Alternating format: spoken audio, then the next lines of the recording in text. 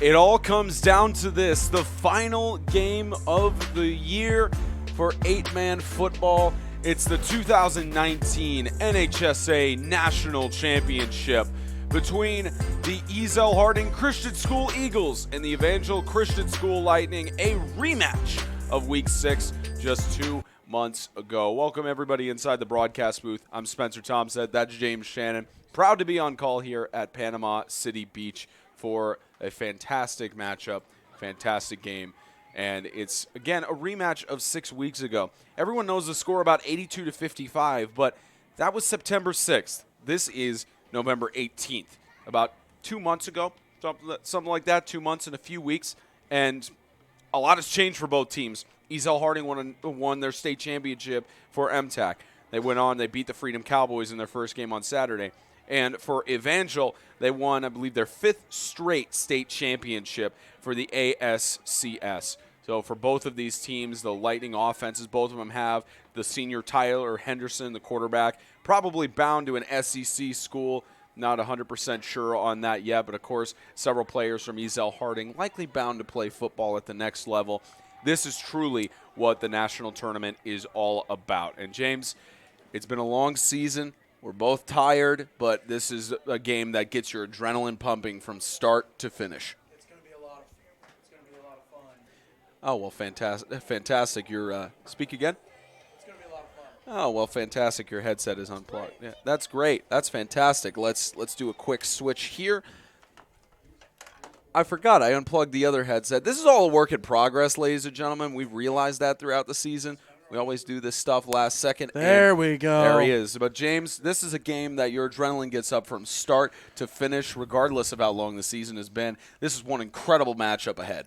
Yeah, I mean, these are two teams that even in their game earlier in the year, which you could label as a blowout, it was still an electric game. So many moments throughout that game that it was a back and forth. Evangel pulled away. Ezell-Harding wouldn't go away. Ezell-Harding hung 55 points up on him. That's usually enough to win a game in Tennessee. You go down to Alabama to play someone like Evangel, they put up 82. It's not enough. It's just a totally different brand of football. But for Ezell-Harding, when we got a chance to talk to Coach McGee before the state championship, he pointed at that Evangel game. He said, that was the turning point for us. When we look back, that was the point in the season that got us here. And I think for Evangel, a team who's played some 8-man games, played some 11-man games, won some, lost some, won all the 8-man. Matter of fact, won, 20 8-man games in a row? 21 8-man games in a row. Absolutely incredible. For Evangel, including state championships. So both of these teams, I mean, this is – every year there's a build-up to a championship. I think for last year – Evangel Christian Community, huge build-up. Rightfully so. Christian Community Russell 2 years ago, huge build-up. Rightfully so. Every year it is a massive showdown to see who is the best. People are going to say what they're going to say. Fine, say it. Who's the best in the region? Who's the best in the South? We'll put it that way just to make you happy. But guess what? No matter what, one of these two teams is taking home more hardware than you are. And guess what? These two teams are better than your team is. And you already mentioned it, a 21-0 winning streak in 8-man football under the head coaching tenure of Tim Smith, which by far unprecedented at the 8-man level thus far. And a lot of people looking at the new kids on the block, essentially with Ezell-Harding, to come from 11-man at 3-9 last year and to go only lost to Evangel and then playing here in a rematch. Like you said on the show Sunday, it's tough to beat a team twice. But a lot of people have the big question, whether it's a win or loss, is this a turning point or a potential downfall for the Evangel dynasty? No, it's not a downfall at all. Coach Smith has proven that over and over again. It's not like the last few years they haven't lost seniors. Mm-hmm. But guess what? They found a way to replace him now. He is going to be losing a player that he hasn't lost over the last few years. That's senior Tyler Henderson. That is a big piece of their team. But guess what? No one's irreplaceable. I'm sure they've got a backup quarterback who could step right in. He hasn't gotten a lot of playing time with the way that Henderson's played this year. But I'm sure they'll get a guy who can plug straight in. And then all these guys who aren't seniors who are showing up for Evangel, they're going to come right back next year. Could potentially be right back here in Florida for and play for a third straight national championship. Absolutely incredible. The hype, the build-up, it comes down to this. The national championship for 2019, Evangel and Ezell, is coming up on 8-Man Extreme.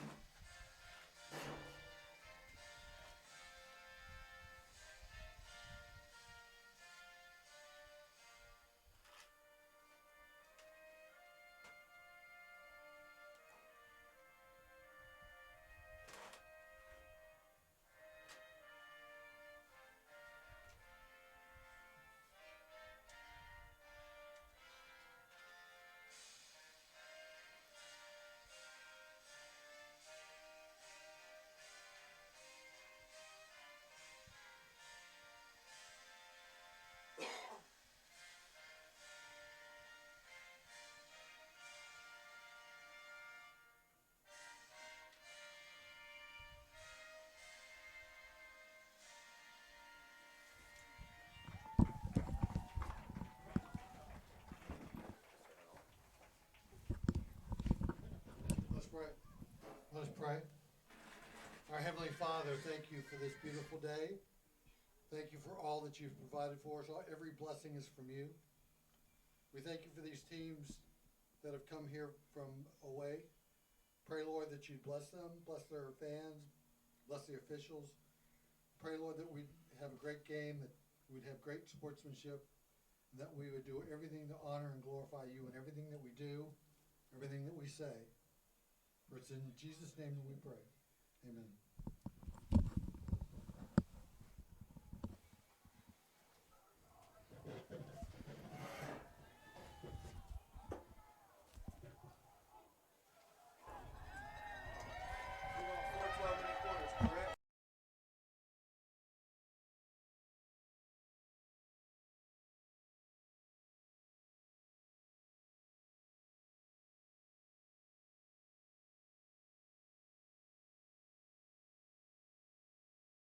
After all the hype and all the buildup, the defending national champion, Evangel Christian School Lightning run out and collide with the Ezell-Harding Christian School Eagles for the title. Again, Spencer Tomsett and James Shannon incredibly proud to be here for this 2019 championship from Panama City Beach, Florida.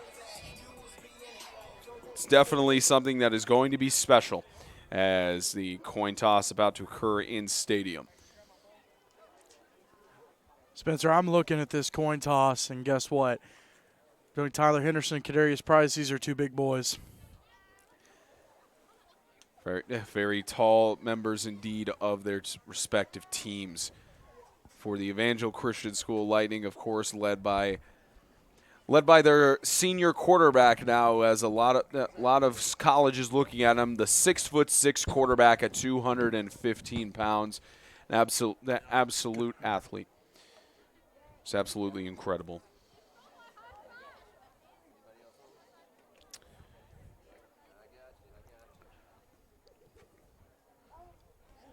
And it looks like Ezell has won the toss, and they will receive to start the game. All right, here we go. Spencer, if I'm not incorrect, this is how their first meeting started. Ezell got the opening kickoff. Guess what? They didn't really start out with a bang in that game. It could be a much, much different story tonight. Someone will probably correct us on that, but no, I'm pretty sure I'm right. I know you're pretty sure you're right. I know I'm pretty sure I'm right.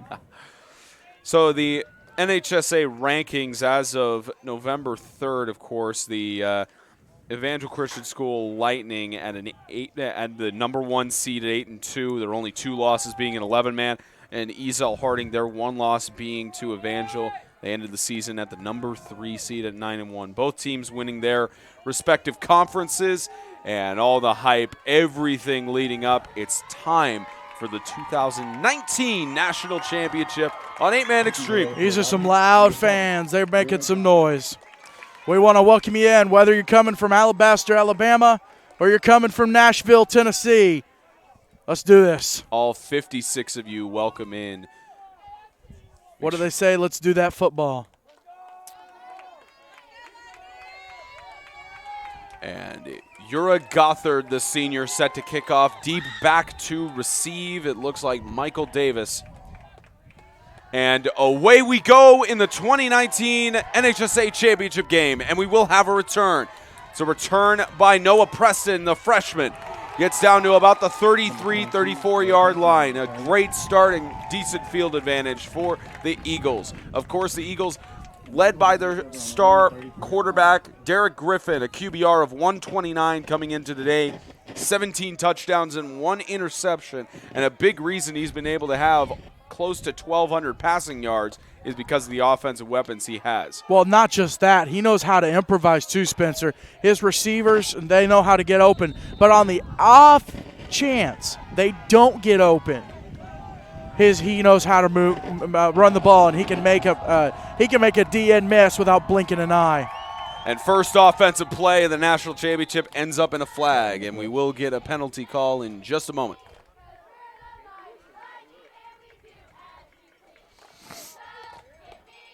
First down.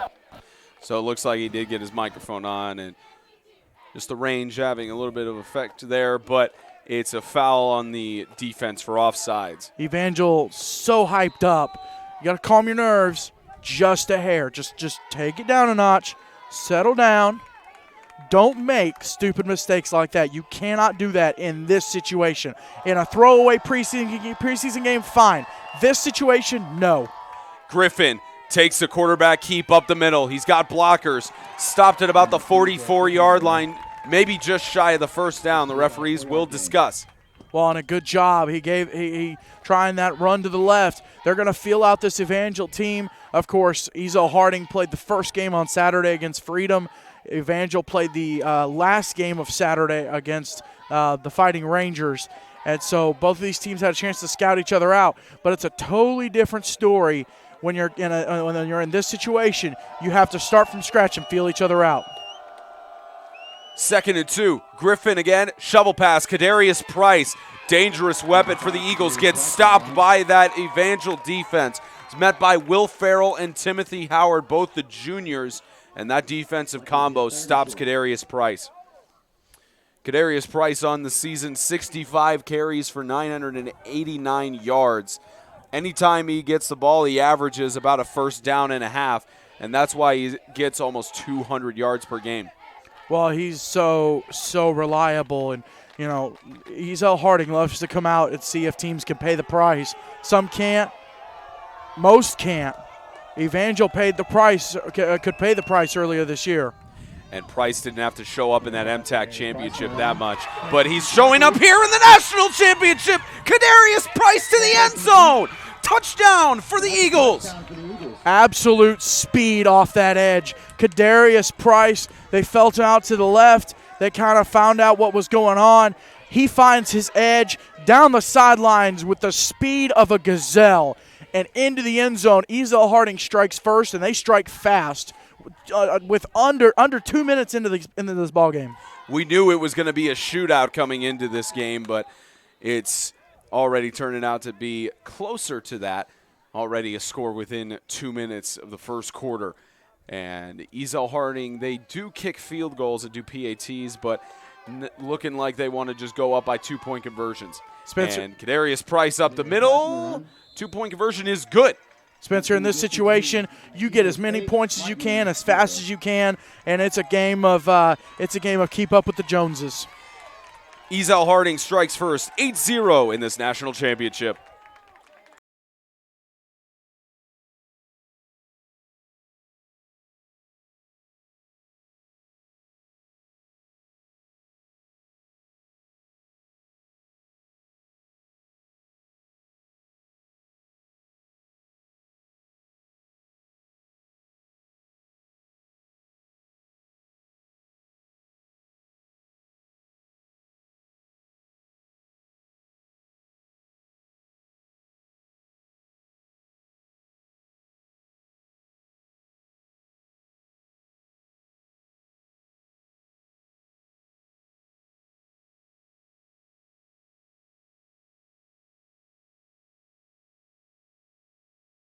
.17 left to go in the first. Ezell-Harding taking a kick here, and we'll see what they get here. Bounces almost out of bounds. Did Ezell-Harding get on it?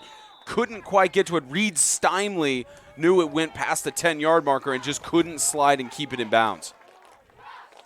So we'll see the offense for Evangel come on the board. I mean, what more can you say about Tyler Henderson? I mean, a QBR of 139.8. 34 touchdowns, only 4 interceptions on the year, almost 2,200 passing yards. And Henderson, of course, he has great targets to be able to do that. Absolutely incredible, and it looks like we got a flag on the field.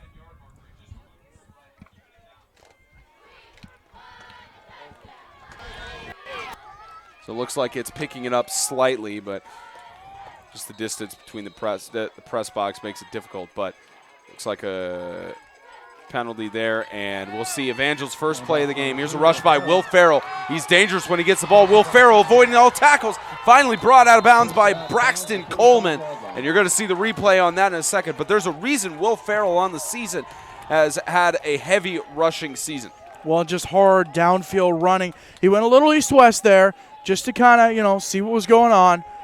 But a great job by Ezell-Harding to close in, and a huge pickup, huge gain for Evangel. And just Will Farrell, you can see this on the left side, avoided several tackles, a stiff arm there, cut out, and then Coleman managed to wrap up and force him out of bounds.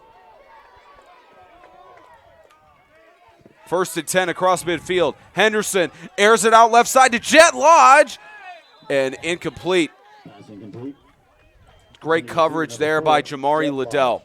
Liddell has been one of the unsung best DBs in the state this year, in the state of Tennessee this year. Not a whole lot of interceptions or stats that show up, but in terms of just coverage, teams quickly find out you cannot throw the ball to his side. Jamari Liddell, one of the better defensive players for the Eagles. And if you do, it better be on a dadgum rope. Second down, handoff. It's to Noah Shears.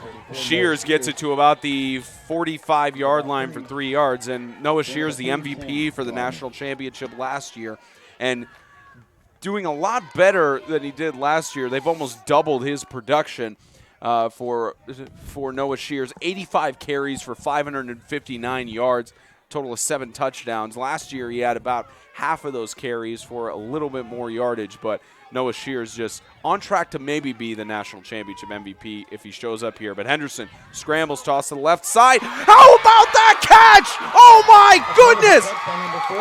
Jet Lodge for the touchdown!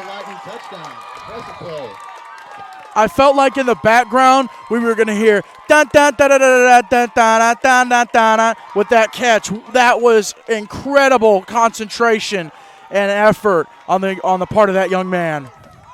As you see the replay here, Henderson under pressure and just touch. Unbelievable. And this is why you have these two teams in the national championship. There's a reason for it, Spence. So now a 2-point conversion attempt to tie the game. As Henderson, quarterback, keeps inside. 2-point conversion is good. Tied at 8 apiece. We have a shootout here in Panama City. Show you that amazing catch one more time. 9 minutes left of the first.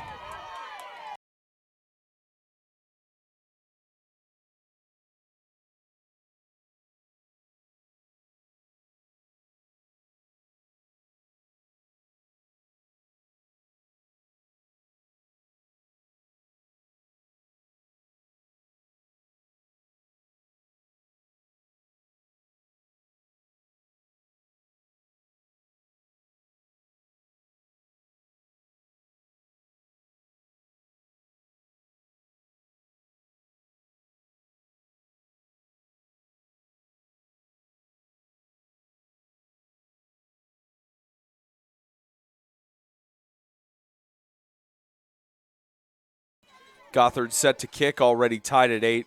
Just take 3 minutes off of the clock. That's all it takes for both these teams to get a touchdown. 82-55 was the score in the first game, Spencer. It's not going to be any lower scoring than that. And another return by Noah Preston. Dangerous on the kickoff returns. Finally gets stopped by Timothy Howard at the 42-yard line. And again, Ezell-Harding setting themselves up in great field position. Well, the freshman shows up big. But listen, the key to today's game is going to be who can answer quickest. It's going to be back and forth. You cannot fall behind. You have to, I said it earlier, you have to keep up with the Joneses. And on a 1st and 10, the main weapons, of course, for the Eagles throughout the season have been Derek Griffin, Kadarius Price, Cam Hunt got some reps in there. But it's mostly been Derek Griffin and Kadarius Price is how this offense has been so successful. As Griffin shovels it to Kadarius Price. Kadarius Price loses the football, and it's picked up. Will Ferrell gets the fumble recovery and a touchdown.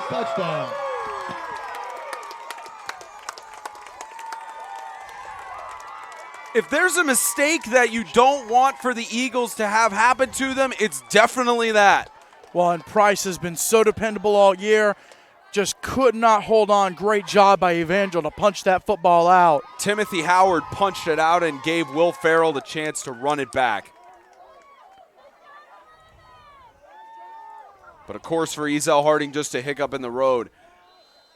In the road to a potential national championship in their first season of 8-man football. 2-point conversion attempt. Henderson on the quarterback keep. Almost completely untouched.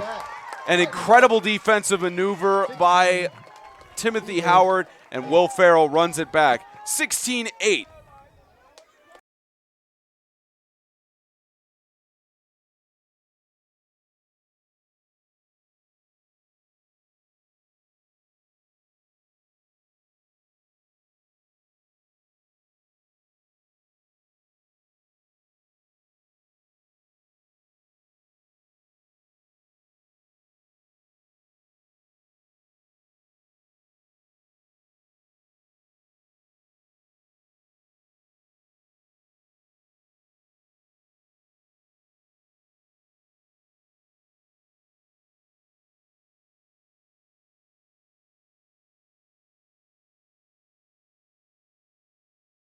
8:40 left to go in the first.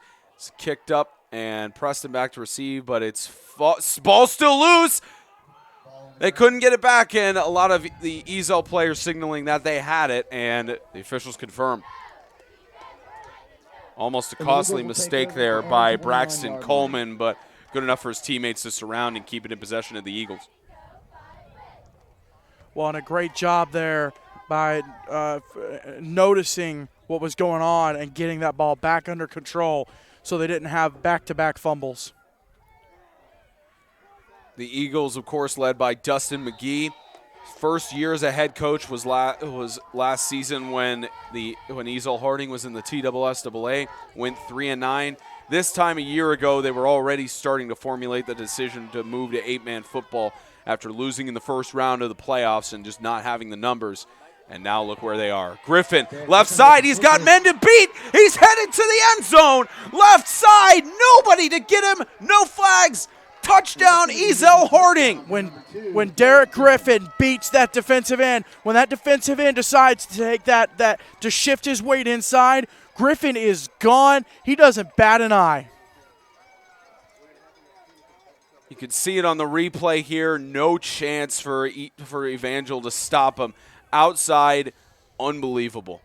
If you're Ezell-Harding, that is how you answer coughing up a fumble recovery for a touchdown. And for Evangel, that's something you're going to have to deal with all night. You have to adjust. If they can't stop him on the touchdowns, the 2-point conversions are important to stop him on, as Kadarius Price powers, spins through, end zone. Another 2-point conversion. And an incredible play by Derek Griffin, add another about 70-yard rushing touchdown, tied at 16.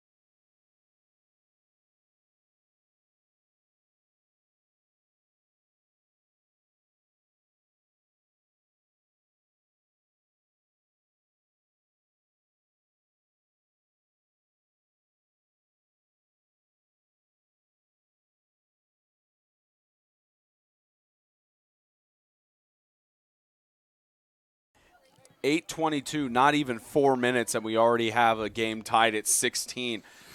I wonder when the last time was a team scored 100 points or more in an 8-man football game. That'd be a history lesson. As an onside kick is attempted, and Harris Black immediately has a reaction, and the Evangel Lightning will take over on offense at the 45. Well, Tyler Henderson's already done his thing on Evangel's only drive of the game so far. Just a beautiful touch pass to Jet Lodge.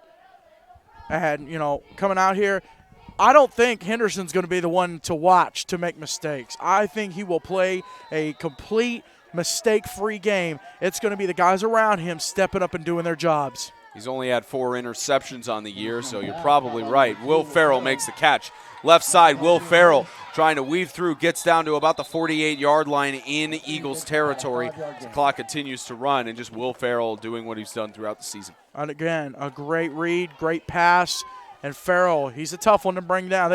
Two Ezell-Harding players could not bring him down, but pay attention to this defense. Great job getting to the ball, shutting it down. He could have been gone down the sidelines. Instead, Ezell-Harding did their job and stopped it immediately. Will Farrell, 50 receptions for 670 yards coming into tonight.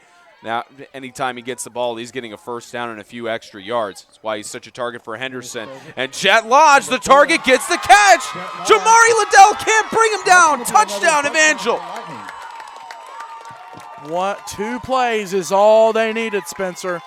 Just 2 plays, and they're back on top. You just see the replay here. Henderson, there's a little bit of a block of the line of scrimmage between him and Jamari Liddell, but then avoids the tackle there. Just Jamari can't wrap up a tackle. Another 6 for the Lightning. And Jet Lodge missed some time earlier this season after the Ezell-Harding game with a shoulder injury. But, hey, guess what? He doesn't look like he's missing a beat right now. And another 2-point conversion, just a quarterback sneak up the middle. And now 24-16, the Evangel Lightning showing why they are the defending national champions.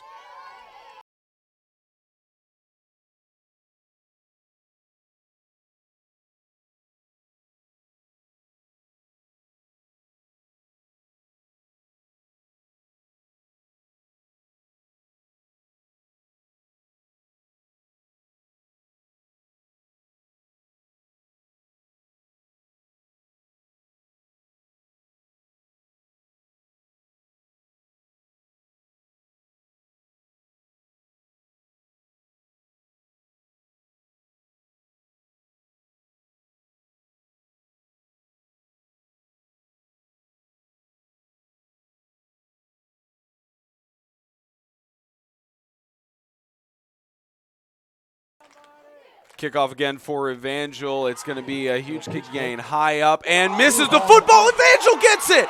Recovery by Harris Black. On the opposing 41-yard line. Second turnover there for Ezell-Harding. And as you can see by the replay here, it just went off of the shoulder plate. Yep.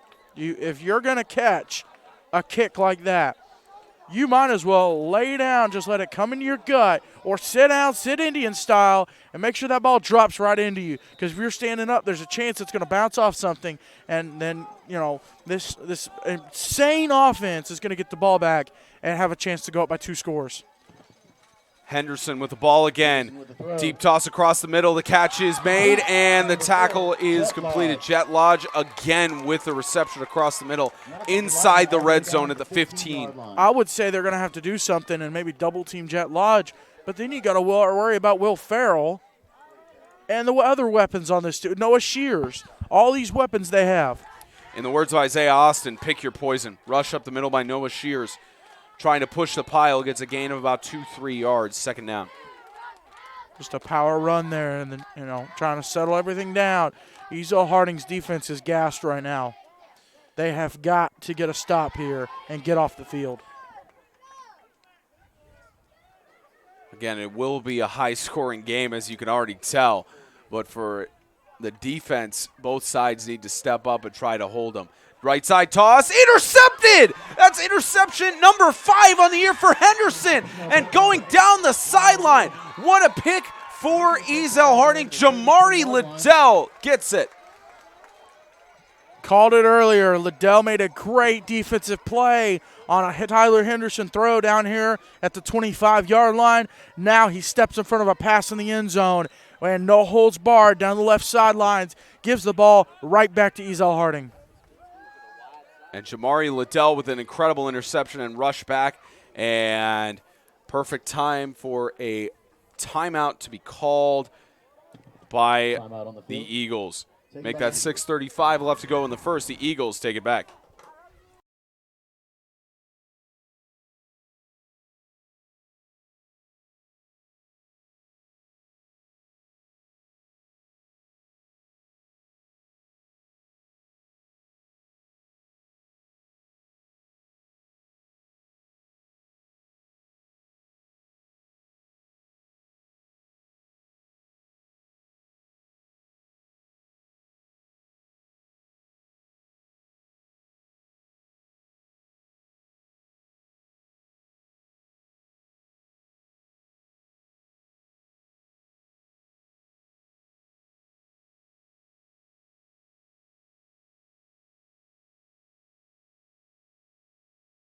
.635, a big defensive stop. Just didn't happen on the previous drive. And we'll see what Ezell-Harding could do. A double reversal. Kadarius Price, left side. He's got blockers. He's got a few teammates to help him out. Finally gets wrapped up across midfield. That's Kanan Mann, the senior, to wrap him up. and that'll move the chains a lot farther than the original first down marker. First down. A little bit of trickery from Coach McGee. He knows he's going to have to pull something out of the deep playbook to make this happen.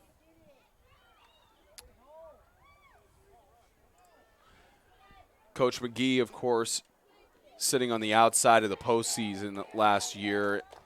He's coach of 11-man football, and in only his second year with Ezell-Harding, he's on the verge of potentially bringing a national championship back to the Eagles.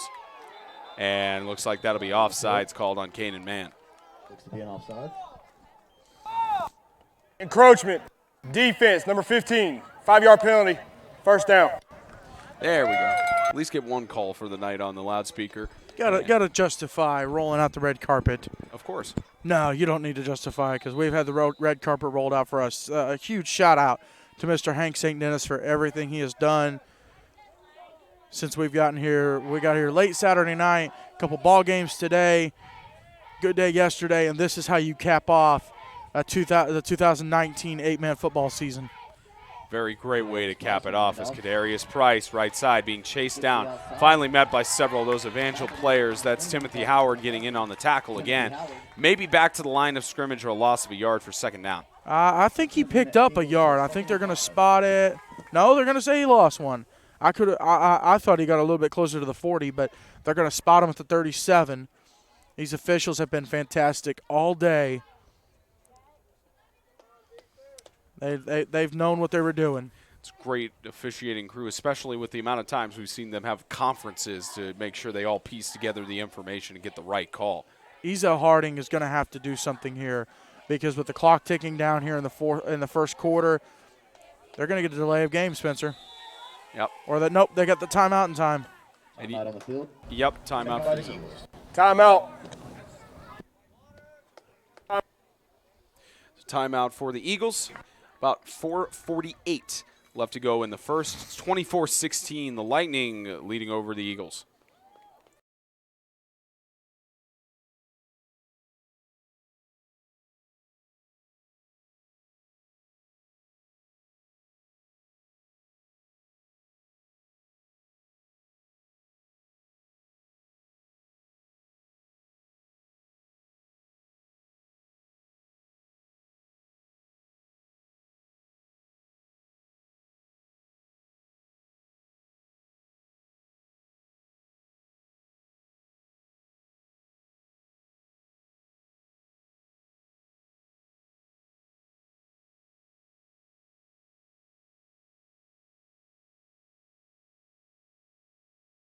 Timeout called by Ezell-Harding before the delay of game. Could prove costly down the stretch in the first half, but of course, better than the first and the second. As it's now 6 yards to the first down. Derek Griffin, quarterback keep. He's got the opening. First down and a little bit more. When Derek Griffin turns on the Jets, he gets all the way to the end zone for a touchdown. Derek Griffin, the normal man that he is. Spencer, again, you saw that linebacker, number 5. He bit in, and as soon as Griffin, he moved his hips in. 5 bit, bounces it to the outside. He's gone. His speed, when he has space, you are not catching Derek Griffin. And again, I go back to broadcast partner Isaiah Austin. Pick your poison against Ezell-Harding, and that's part of what it is. Really? That goes for both teams. Exactly. You got between for Evangel. You got guys like Noah Shears, Will Farrell, Tyler Henderson running the ball. It's incredible. And Kadarius Price pushes the pile. 2-point conversion is good. And another great touchdown by Derek Griffin. Tied at 24 now, still in the first.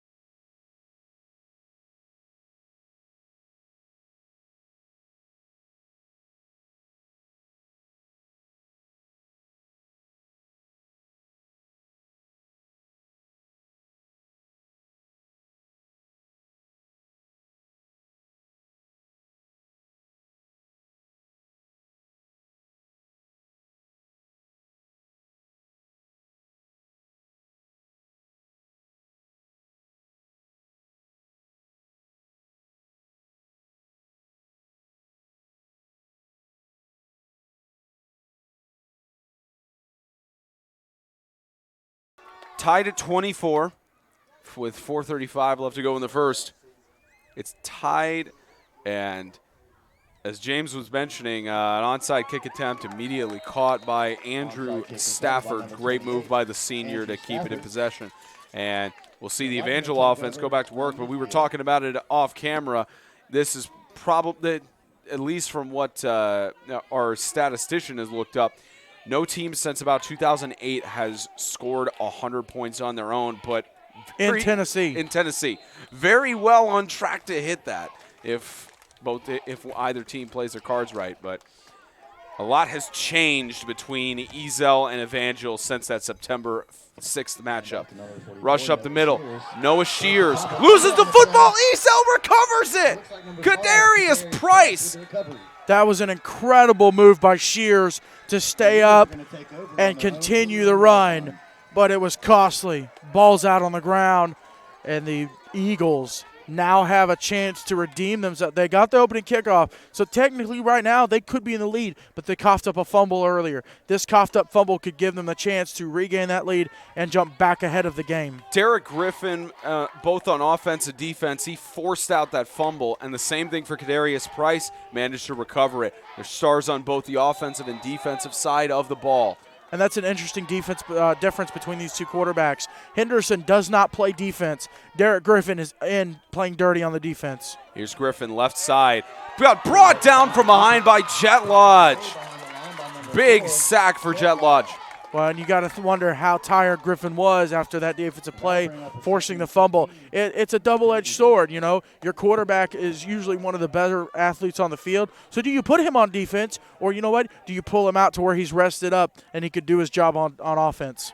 Part of the reason Tyler Henderson doesn't have to be on defense or doesn't participate as much in it is the 37-man roster for Evangel, enough to have an 11-man squad. There are only 2 losses coming from 11-man football games this season, and Henderson is able to just relax and cheer on his team from the sideline.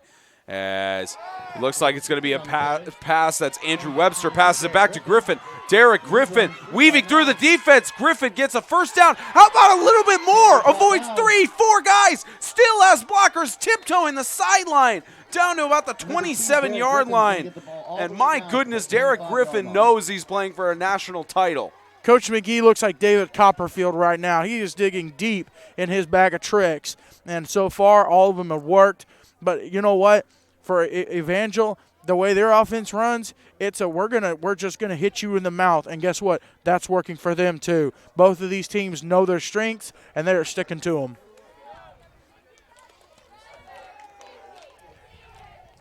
Evangel, by far, their strength is in part due to the 15 seniors they have leading this team compared to only the 5 seniors for Ezell-Harding. Handoff, Kadarius Price up the middle. Kadarius Price weaving through again. Staying on his feet. End zone touchdown. Almost went down, but he is such a bull in a china shop.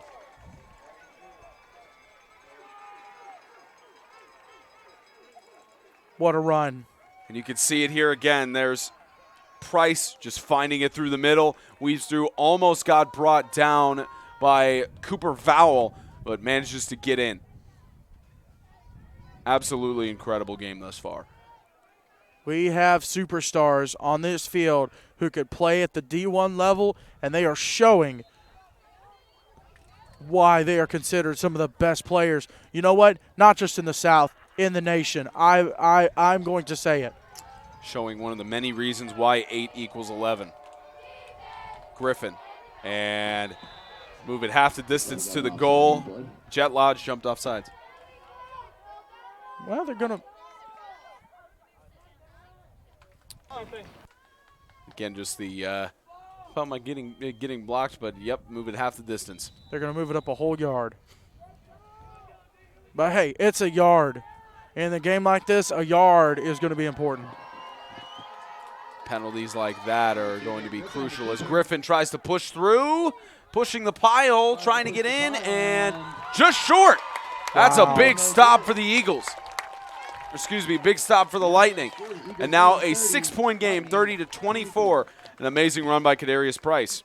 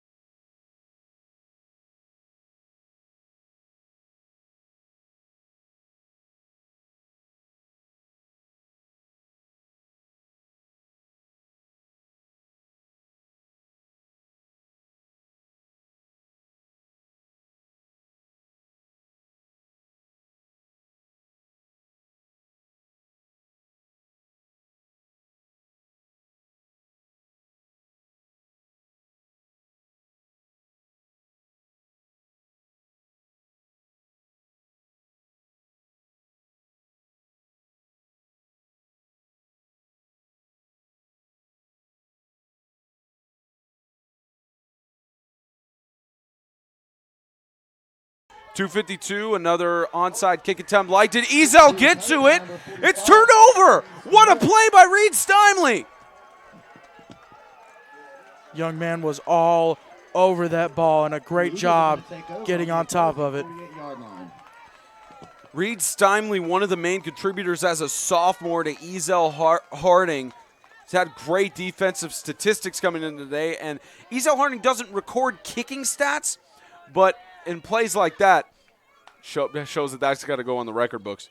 And you know what? Just I'm watching the replay now. I'm not going to tell you my secrets, but Evangel just not able to hold on to the football. Ezell-Harding, that's a big break. Motion. And the Eagles take a quarterback, keep up the middle. Derek Griffin, dangerous again when he runs. Derek Griffin to the house. Touchdown. That's another touchdown for the Eagles. Spencer, what was it that Lightning McQueen said? Speed. I am speed. And that's what Derek Griffin is showing right now. A 12-point lead, as you could see by Griffin, his teammate giving a screen there. And Griffin almost got caught by Jet Lodge. And add another 6. And by the way, in case you didn't know, we're not even out of the first quarter. We've had games that haven't gotten to 36-24. Especially in the first.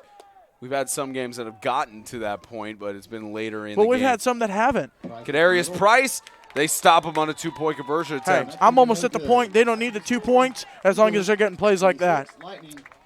You'll see it again, 36-24. The Eagles recover the onside kick, and it led to this.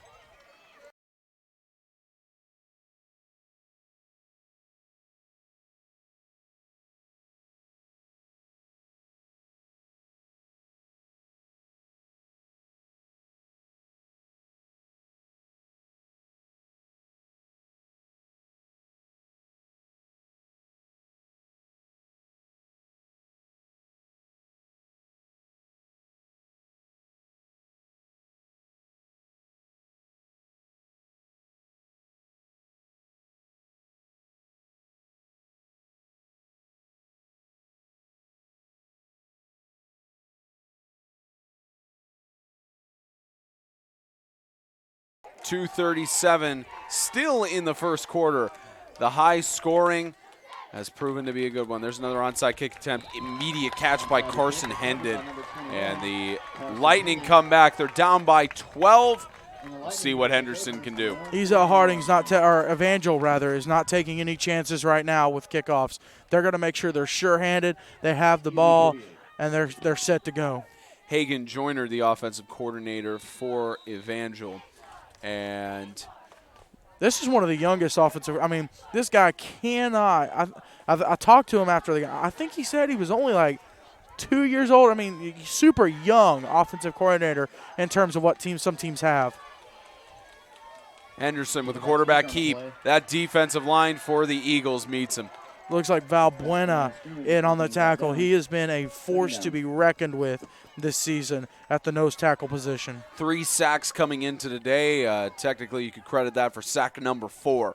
And Alex Valbuena, of course, 42 total tackles coming into today, 11 of them on his own and assisting at 31. For the most part, when it comes to defensive stops, Valbuena makes sure to get involved in it. 2nd and 11. Henderson across the middle. The catch is made. Jet Lodge staying on his feet and brought down at about the, looks like it'll be about the 16-yard line. And Jet Lodge, just a big target for Henderson. Personal foul, roughing the passer, number 45 on the defense. Half the distance to the goal, first down. Wow, that defensive line pinned their ears back. They're going after Henderson, and the officials just caught him. Another 15 yards, half the distance to the goal, tacked on to the end of that play. So a great catch by Lodge and just a costly mistake for the defense.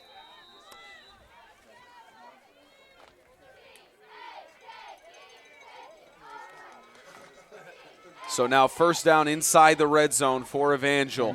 Toss to the right side. It's Will Farrell. Dangerous touchdown. There's a great actor in Will Ferrell, and there's a great football player in Will Ferrell. Hey, there was a little bit of acting in that run. He sold that he was going inside, bounced it outside, and he's in for 6. Sold that he was going to the right, cut back in, and just weaved through. Absolutely incredible. And again, 2-point conversion stopping is the name of the game.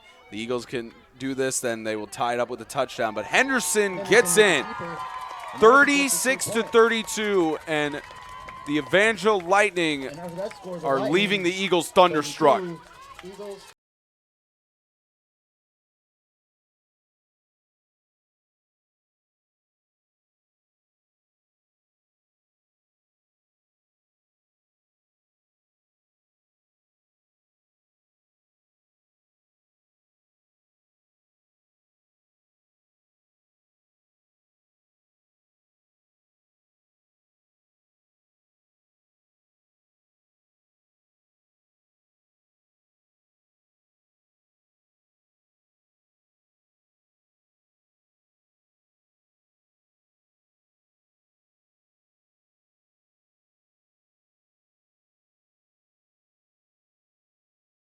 Make that 1:36 left before the first quarter, so almost done there. And officials' time. There's a timeout called by Blue. Evangel. That's their first charge timeout.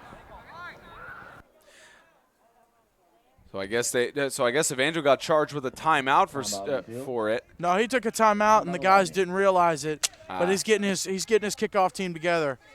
Yep.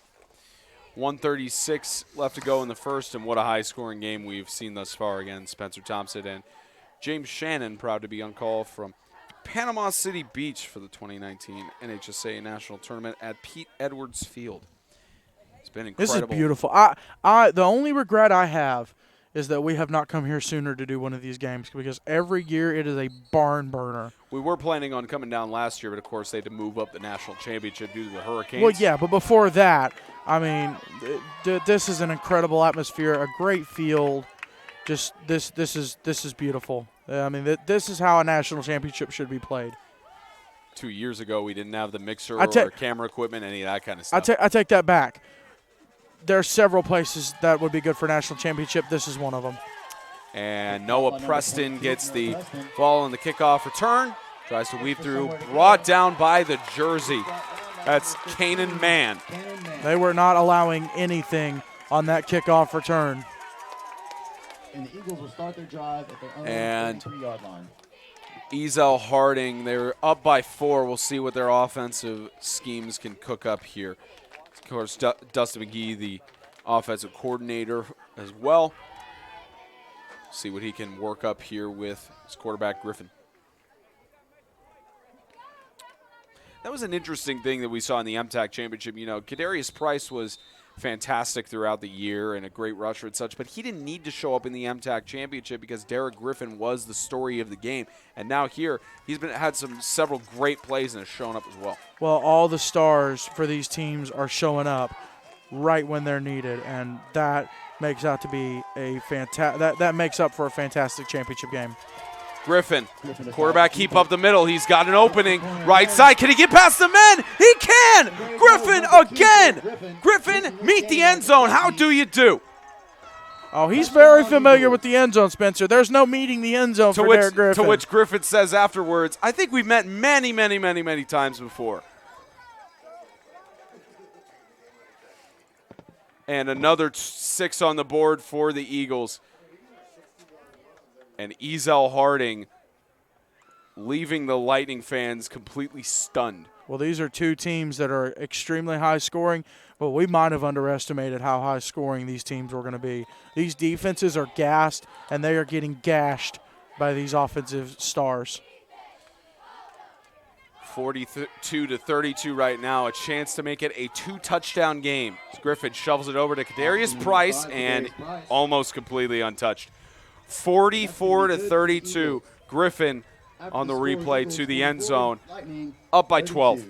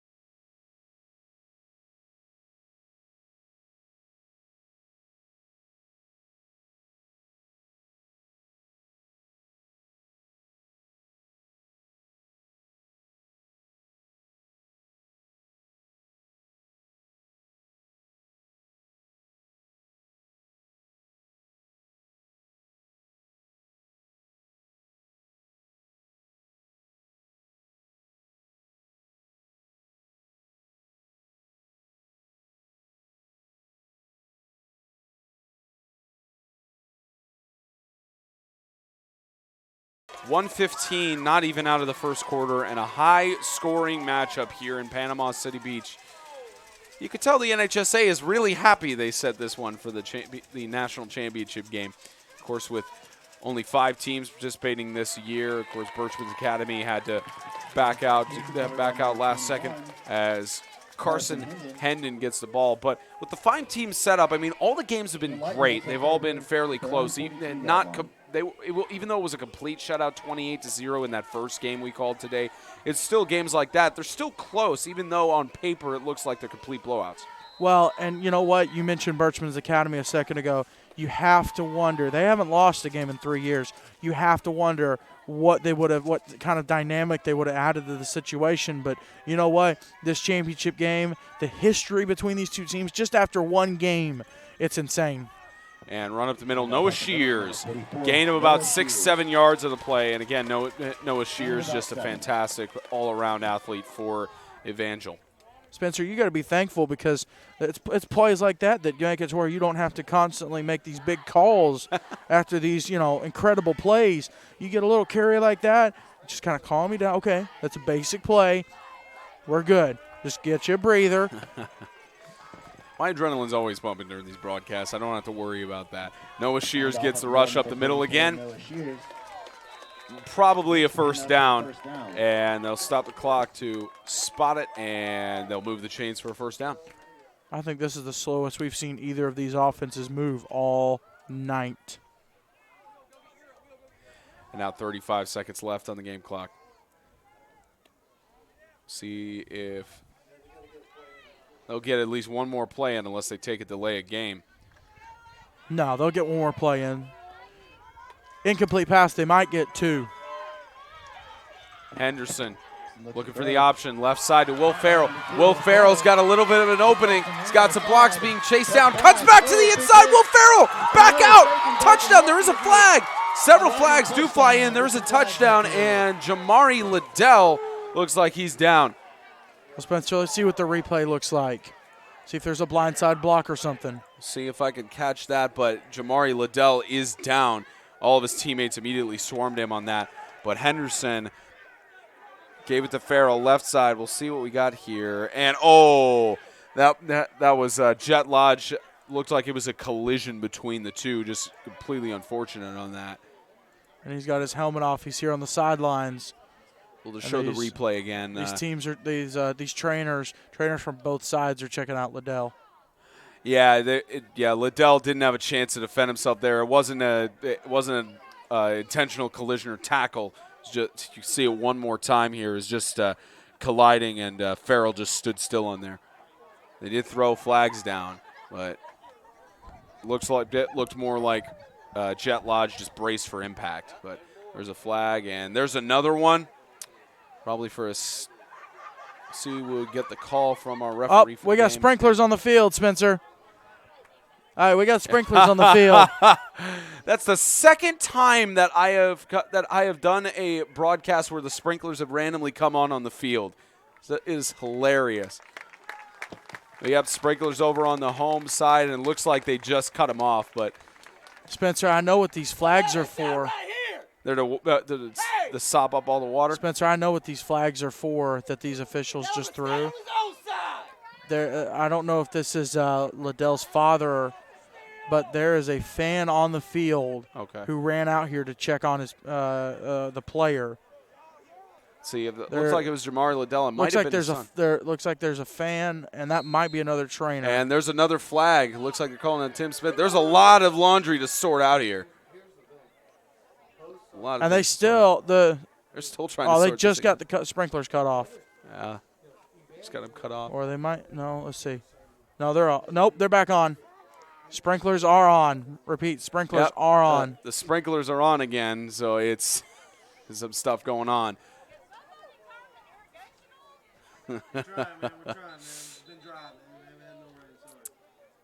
So the referee's trying to sort this out. We'll get the announcement to address it, but it looked like 4 separate penalties on the play, maybe 2. But about 5 seconds left on the game clock of the first. It's going to be a long night, James. And we're not even out of the first. It's going to be a long night. Not even out of the first quarter. All right, we'll see if we can get the call and have this all addressed in just a moment. And, of course, the fans getting passionate on both sides. Coach Smith just wanting an explanation from the officials. Smith going out the field. He's on a thin line here.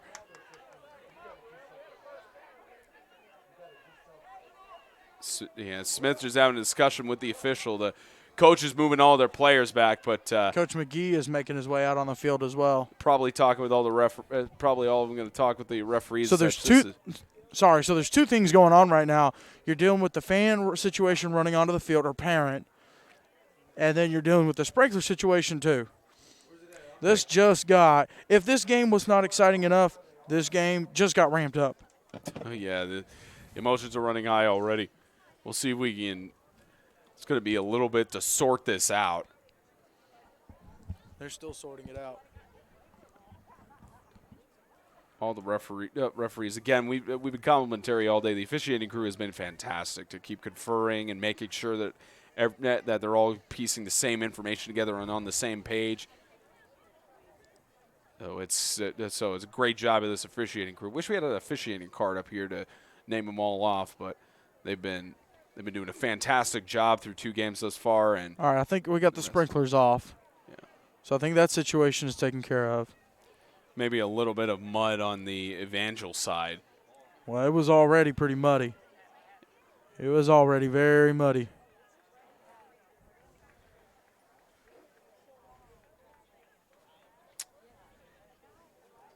I think this is the first time. Obviously, we had that brawl in the not the brawl, more that breakout in the last game.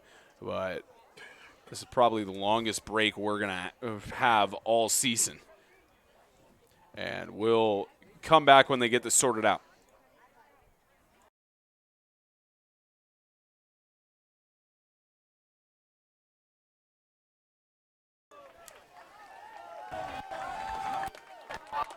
No.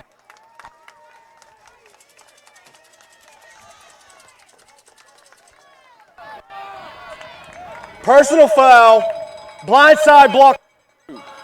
That penalty be 15 yards. After the play, we have a dead ball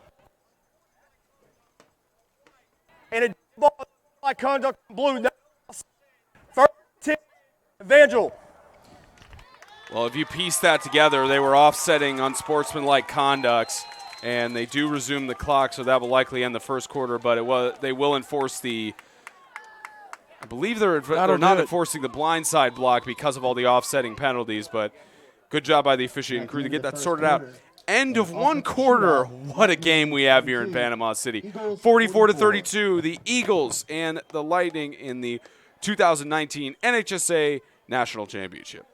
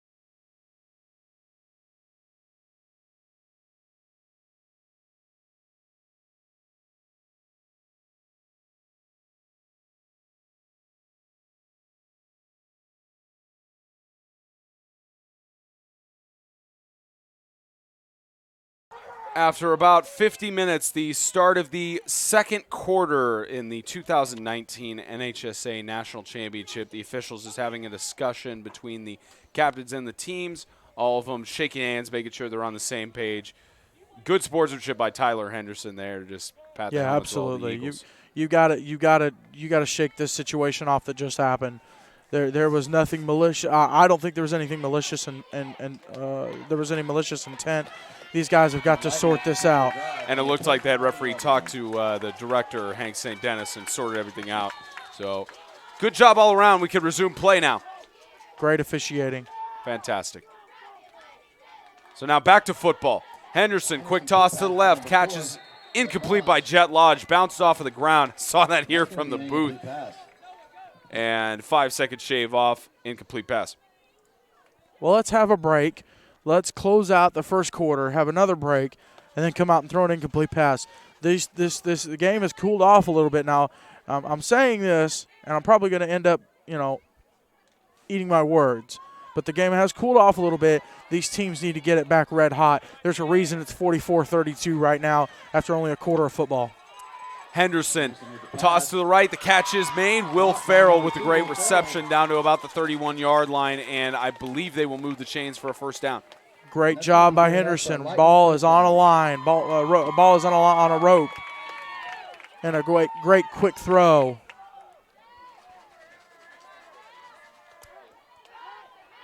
First and 10. Henderson with the quarterback keep up the middle. Dangerous when he has the ball and brought down to about the 16-yard line. Inside the red zone even more. Henderson kind of testing the waters in terms of running the football.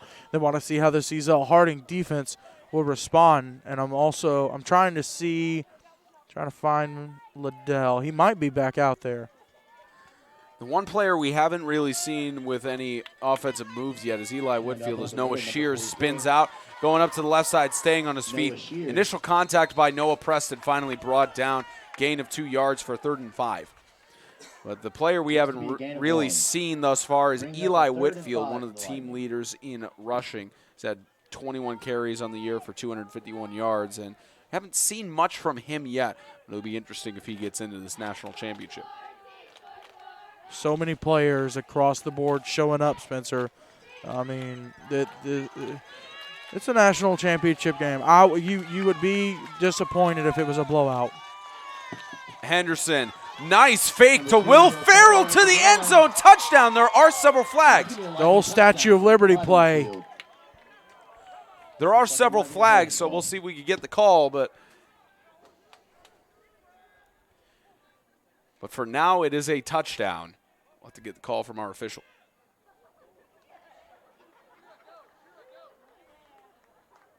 So holding on the offense, they move it back. Replay 3rd down. If they were replaying 3rd down. It's going to bring up a 3rd and 10 for the Lightning.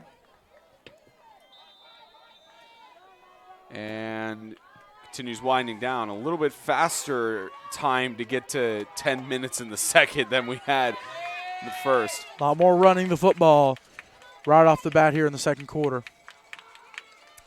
Here's a 3rd and 11. Henderson airs it out to the left.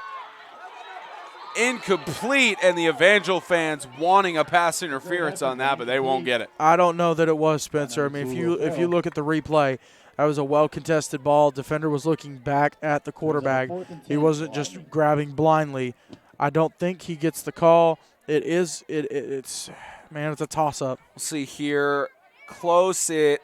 It's tough. It could have been offensive there. It's a close thing. It's better to just not throw the flag and just let the guys play. Yep. You would rather have that in a game like this. 4th and 11. Henderson trying to coordinate the offense. Cuts back. Toss across the middle to Farrell, too low and incomplete, and a turnover on downs.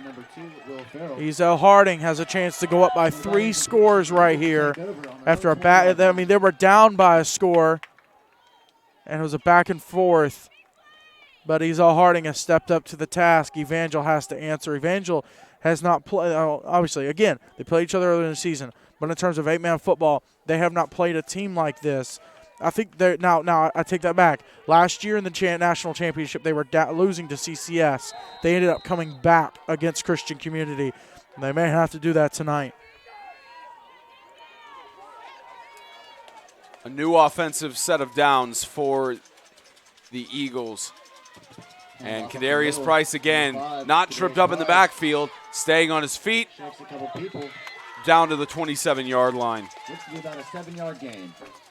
And again, Evangel, defending champions, they were victorious last year up on the mountain, 36-20 against Christian Community.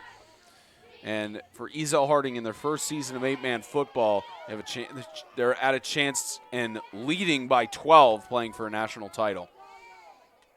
We have a special shout out to all 133 of you watching. Thank you for tuning in, checking out our YouTube channel. Make sure you go catch some of the other stuff we've got. As left side, rush Kadarius Price. There is a flag in the backfield, so we do have another penalty. Flag on the field. And, you know, there's a lot of talk officiating-wise. Personal foul. Blue. Personal foul called on Evangel. And looks like Jet Lodge is down. And we have to, of course, hope that everything's well with him and he can get up. We'll talk more after this injury timeout.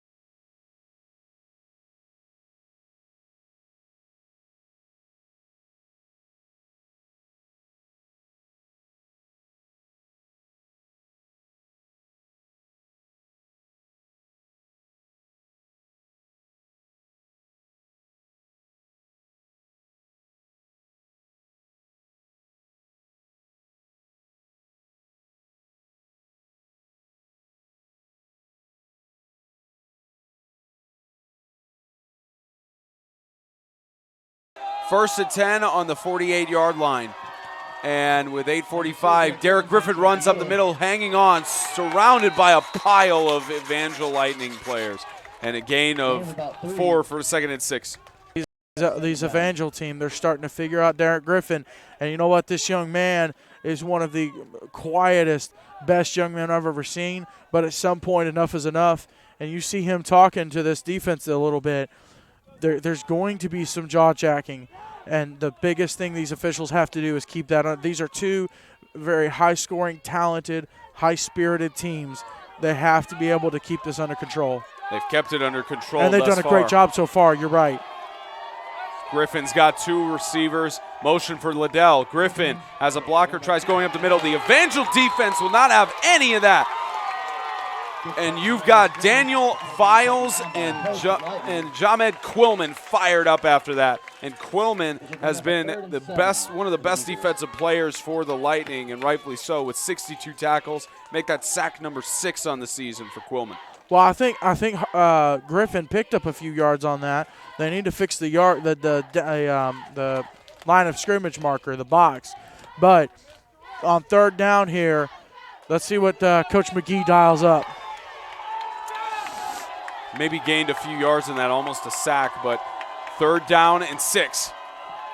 Griffin alone, getting chased down left side, almost picked off by Cooper Vowell. Had it right between his hands. Cooper Vowell, a fantastic player for the Lightning.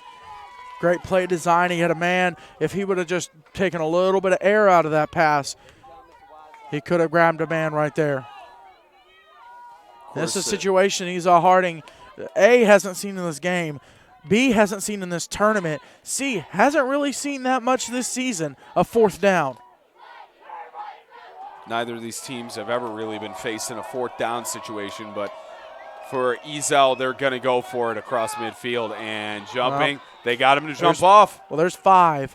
That gets them a lot closer to the 1st down. Looks to be an offsides in the Lightning. Encroachment, defense, number 24. 5-yard penalty, still down. Call that one on Daniel Viles. Setting him in a 4th and 2 situation. And now a 4th and 2, an easier 1st down to convert on. I'd be interested to see what the 4th down conversion rate is for Ezell-Harding, because they haven't been faced in these situations before. I'd be interested, I'd be interested to see how many 4th downs they've been in this year. High snap by Griffin. He has to scramble to get it. How about a first down? How about a touchdown for the Eagles? Oh, my goodness. That's what a young man like that does. A high snap, a fourth down. This young man is a playmaker. A lot of talk about whether he could go play in college. He's kind of said, well, maybe I'm ready to step away. I don't believe that for a second. This young man needs to be at the next level, higher than Division III, maybe higher than Division II. This young man is a baller. I would love to see these two quarterbacks, meet again on a college level. That would be insane. I mentioned it all year, but making something out of nothing has been the key for Ezell-Harding. And that two-point conversion attempt is no good. It's now an 18-point game, 3 touchdown difference, 50-32. 32.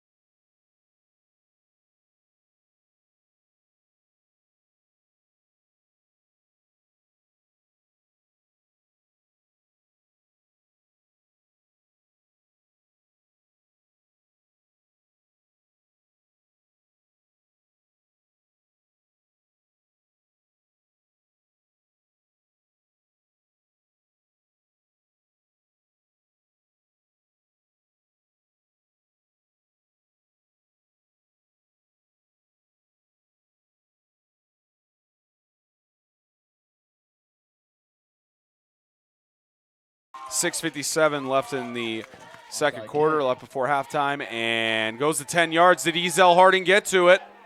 Waiting for a referee's ruling. Nope, out of bounds. He's out of bounds and a flag thrown. And again, I think Evangel will end up taking. I think Evangel will end up taking the ball right there. I don't think they're going to make him re-kick it. And again, great discussion by the officials. Both the side judges conferred. And get going out of bounds. Probably will get the call in a moment. Here we are.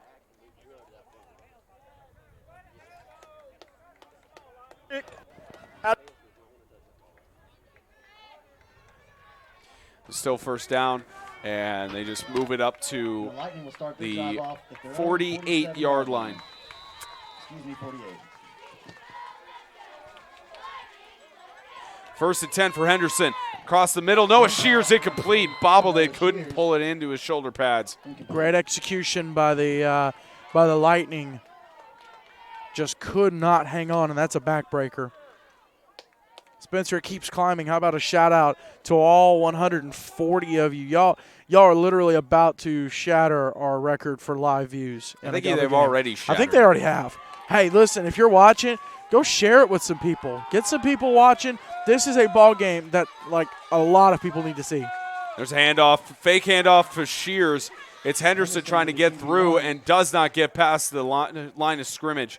Continues to wind down. Loss of a few yards on the play for third down. Lost a yard. Brings up a third. Henderson with a hard run there. Not a whole lot. They need something. And Henderson, of course, throughout the year for the Lightning, he's not just a complacent quarterback in the backfield. He is fantastic on the rush. He's had 51 carries for 168 yards, 5 rushing touchdowns by Henderson throughout the year. Not many quarterbacks can do that. Henderson avoids the sack, deep toss up the middle. It is caught. Carson Hendon to the 15-yard line.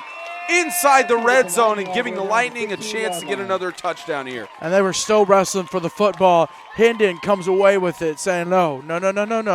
You're not picking off my quarterback again. He's there for his quarterback, and his quarterback with a great throw over the middle. And you see on the replay as well the incredible work by the offensive line to basically part the Red Sea and keep the defensive line at bay and give Henderson the chance to make that throw. Well, and good pocket presence by him, too. He didn't just sit up there. He stepped into it, and that's what helped with that throw, too. Able to get his momentum going, shift his momentum forward, and throw off his back foot. Speaking of which, Henderson throwing off and incomplete, intended for Jet Lodge. He's trying to dive for that catch and make that a 2nd and 10.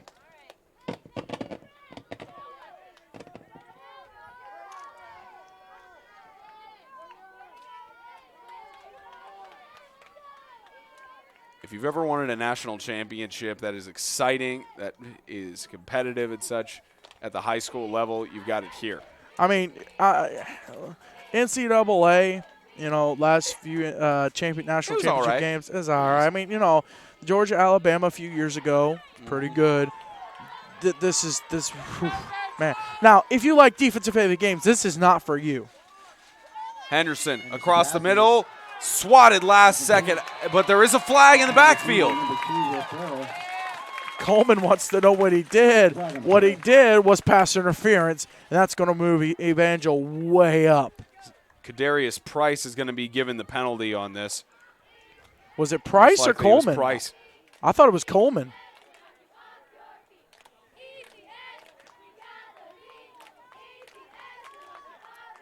And again, just the range on that having issues for us. But pass interference, you could read by the signals there, and another. So they make it a 2nd down and 2, maybe a 2nd and 3.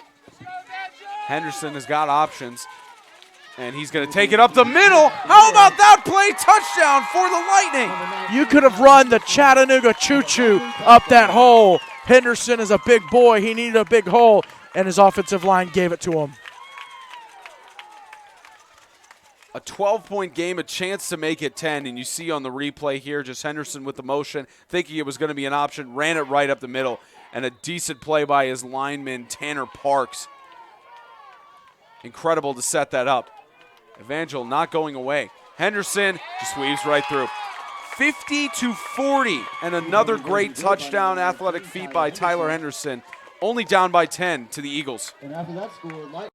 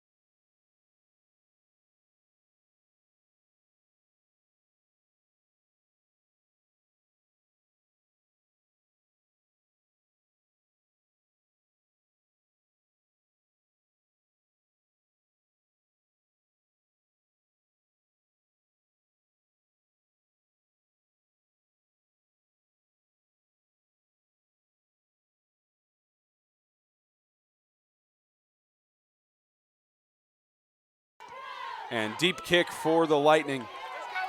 And bounces down to about the 6-yard line, and good awareness by KJ Stocker to just stop and not take the return. You do wish, though, that he had given his offense just a little more space. Ball's going to get spotted like the 6-yard line. Now they're up, like you said, they're up by 10, 5:19 to go in the second. So they've got, it's not like a dire situation, but it's not ideal to start from a position like that. The Eagles have hardly been in a situation where they're starting their offensive drive from inside the 10, hardly even inside the 20. And now they face a 1st and 10 on the, looks like the 7-yard line. Eagles, and it's a shovel pass over to Price. Kadarius Price to the right side. They can't wrap up a tackle. Trying to cut in. 1st down and a little bit more up to about the 23-yard line.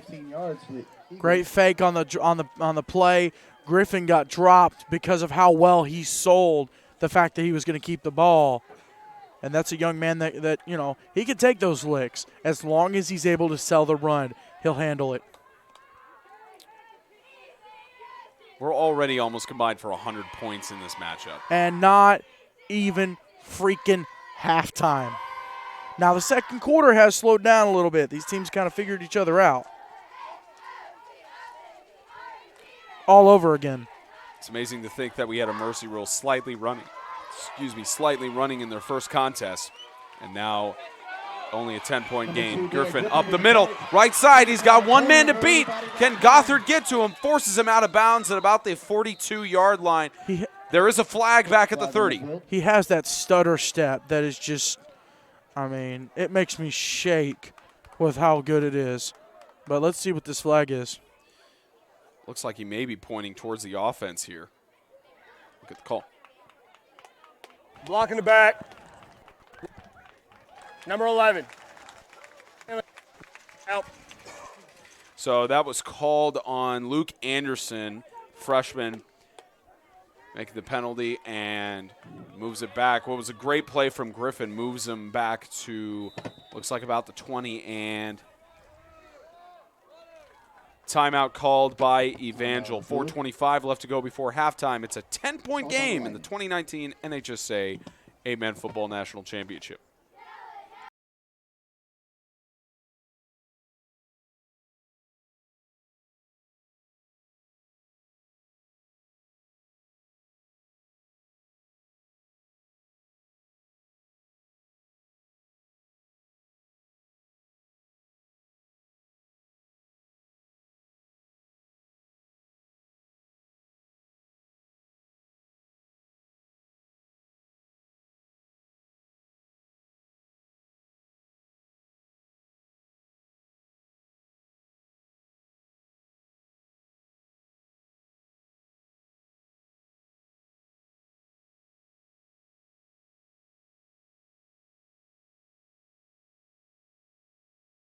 Spencer Thompson and James Shannon proud to be on call in Panama City Beach for the 2019 NHSA National Championship. Pete Edwards, sorry. I was about to say Pete Edwards Field, the proud host for this great game of 8-man football. Griffin scrambles, tried to do a forward pass. How did he avoid that tackle? I got to see that in replay.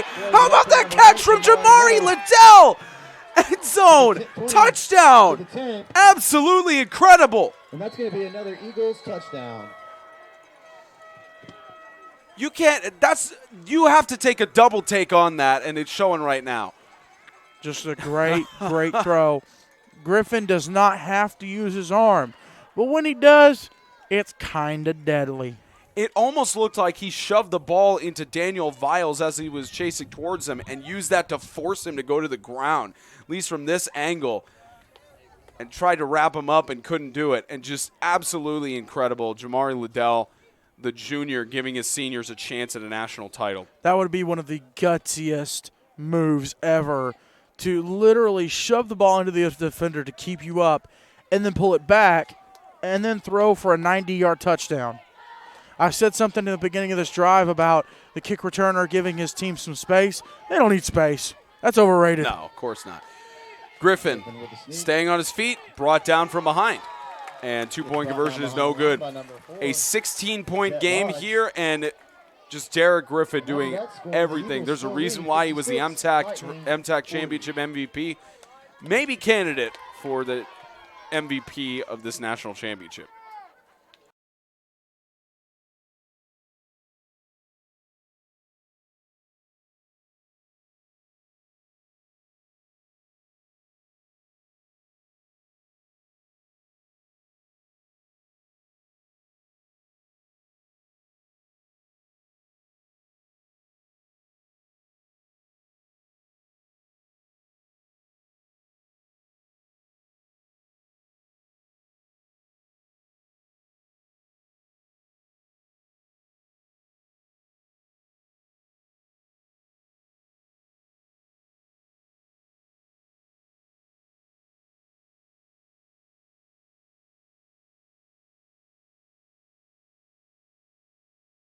.405 left before halftime.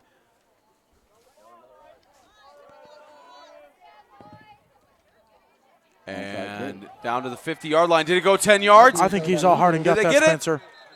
Waiting for a ruling. Signal, and what's the ruling? Waiting on the official. They're conferring. They're seeing if he went the 10 yards. It's given to Evangel.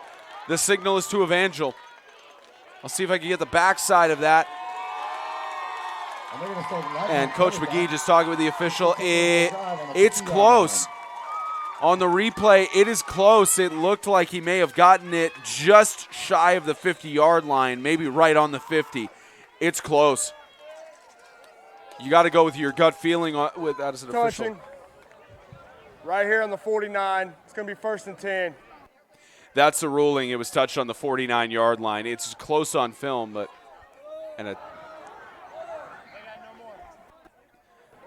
timeout called by, I believe, Ezell-Harding with 4:04 left. But it's close. It really is close on the replay. You have to make that gut decision on there. We'll show it one more time to you, but it's moments like that are why the officials have been fantastic today.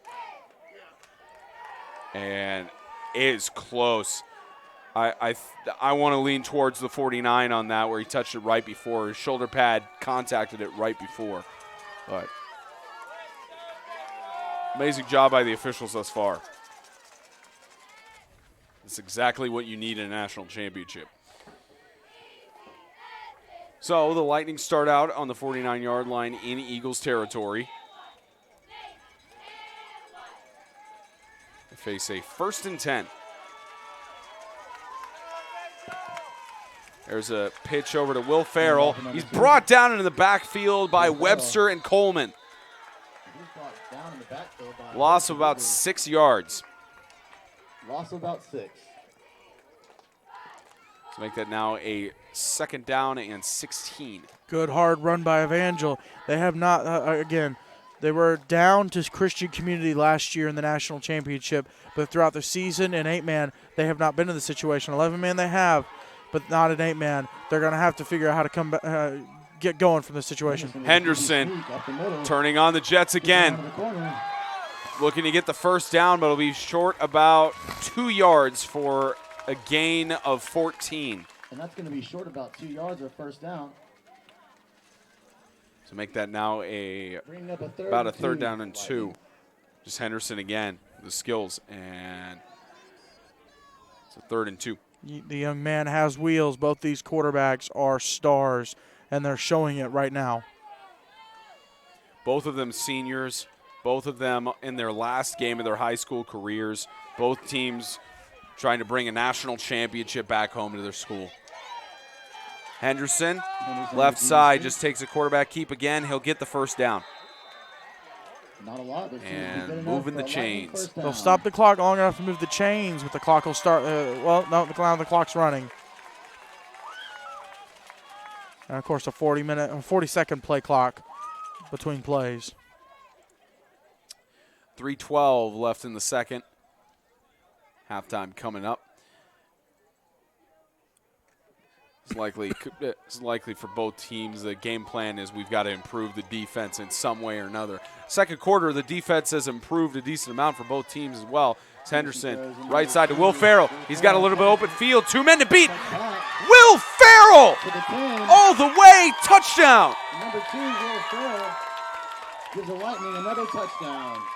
What a move. This young man and his hips, the way that he can just shift his weight. He had the 2 Ezell defenders had him dead to rights, and he's gone. Just cut inside, and at that point, none of the Eagles could get him. So now a 10-point game, chance to make it a 1-possession game. As Henderson trying to power through, pushes the pile, it's good. Henderson giving his team only an 8-point deficit now to the Eagles, 56-48. 56.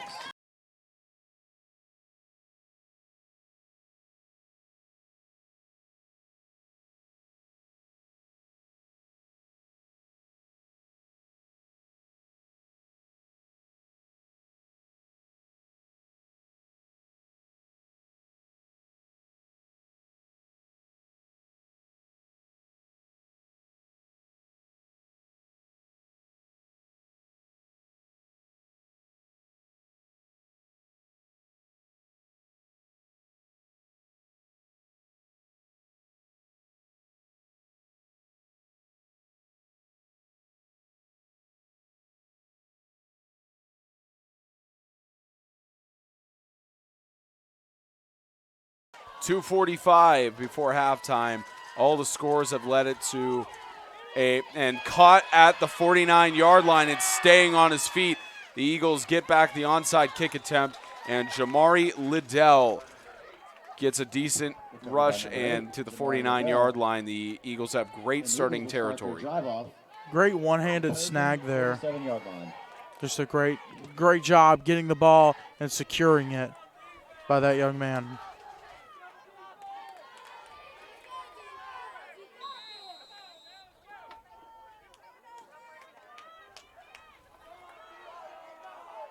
First and 10.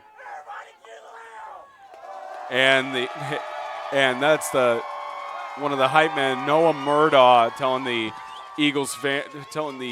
Lightning fans to get loud as Darius Price weaving through. First down and 10 on the 36-yard line. Looks to be enough for an Eagles first down.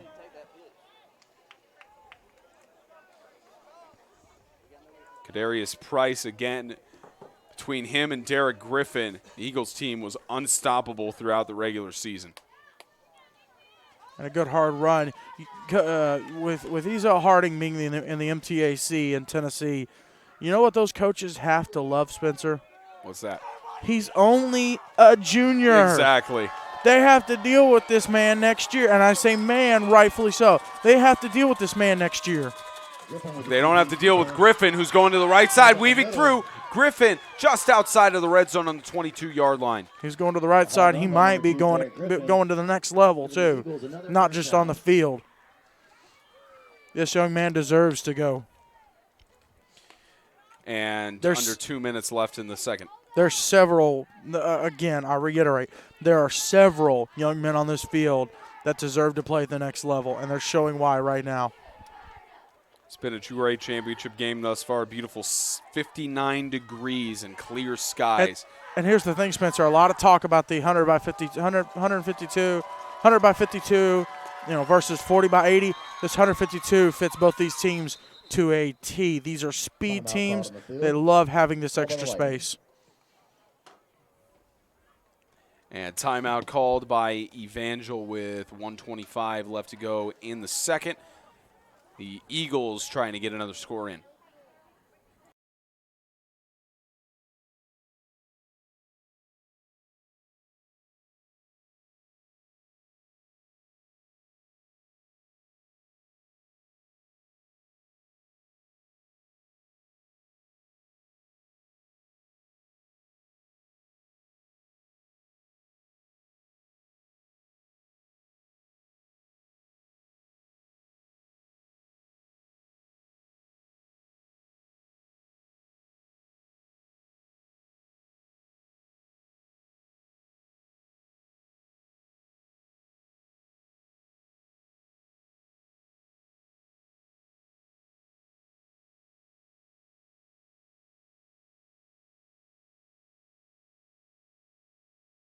.125 before halftime. It's been a tightly contested national championship game thus far. And it's definitely lived up to the hype. Already a combined 100 points. It's not even halftime yet. Griffin bumps off of some of the defensive line and gets brought down in the backfield. Loss of about 1-2 yards. Thought about the option, said nope. Thought about going up the middle, nope. Tried to bounce to the outside. Defense is still there. They're learning how to slow down Derek Griffin. These young men are going to be sore in the morning. And keep in mind as well, no NHSA team has won back-to-back in the tournament's 9-year history. In the last 3 years, it's been a case. Started in 2017, CCS won the championship. Then last year, CCS defended their title and lost to Evangel. And now Evangel is defending their title. And the rest of history has yet to be written as Griffin muffs the snap, holds onto it. Can he make something of nothing again? Absolutely! First and goal on the 7-yard line. But the clock winding down with 30 seconds left. And my goodness, Derek Griffin, again, he knows he's playing for a national trophy. If you're Ezell-Harding, though, you have to punch the ball in right now. Evangel gets the ball after halftime. You want to go up by 2 scores and put the pressure on. You don't want to give Evangel. And Lord forbid they score here before halftime, but you don't want to give Evangel a chance to get the ball after halftime and tie it up. Ezell-Harding is doing what they need to do on this drive in this type of a game. Slow it down, eat the clock. They got to get the ball snapped here. 7 seconds left. We've got plenty of time. Don't have to worry about it. Griffin shovel pass to Price. Hauls it in, but stopped in the backfield. Cooper Vowell ends the first half with a great defensive play. 56-48 the score at halftime. And the national championship has lived up to the hype thus far. Halftime, we got 18 minutes until we come back. You're watching the 2019 NHSA National Championship for 8-man football on 8-Man Extreme.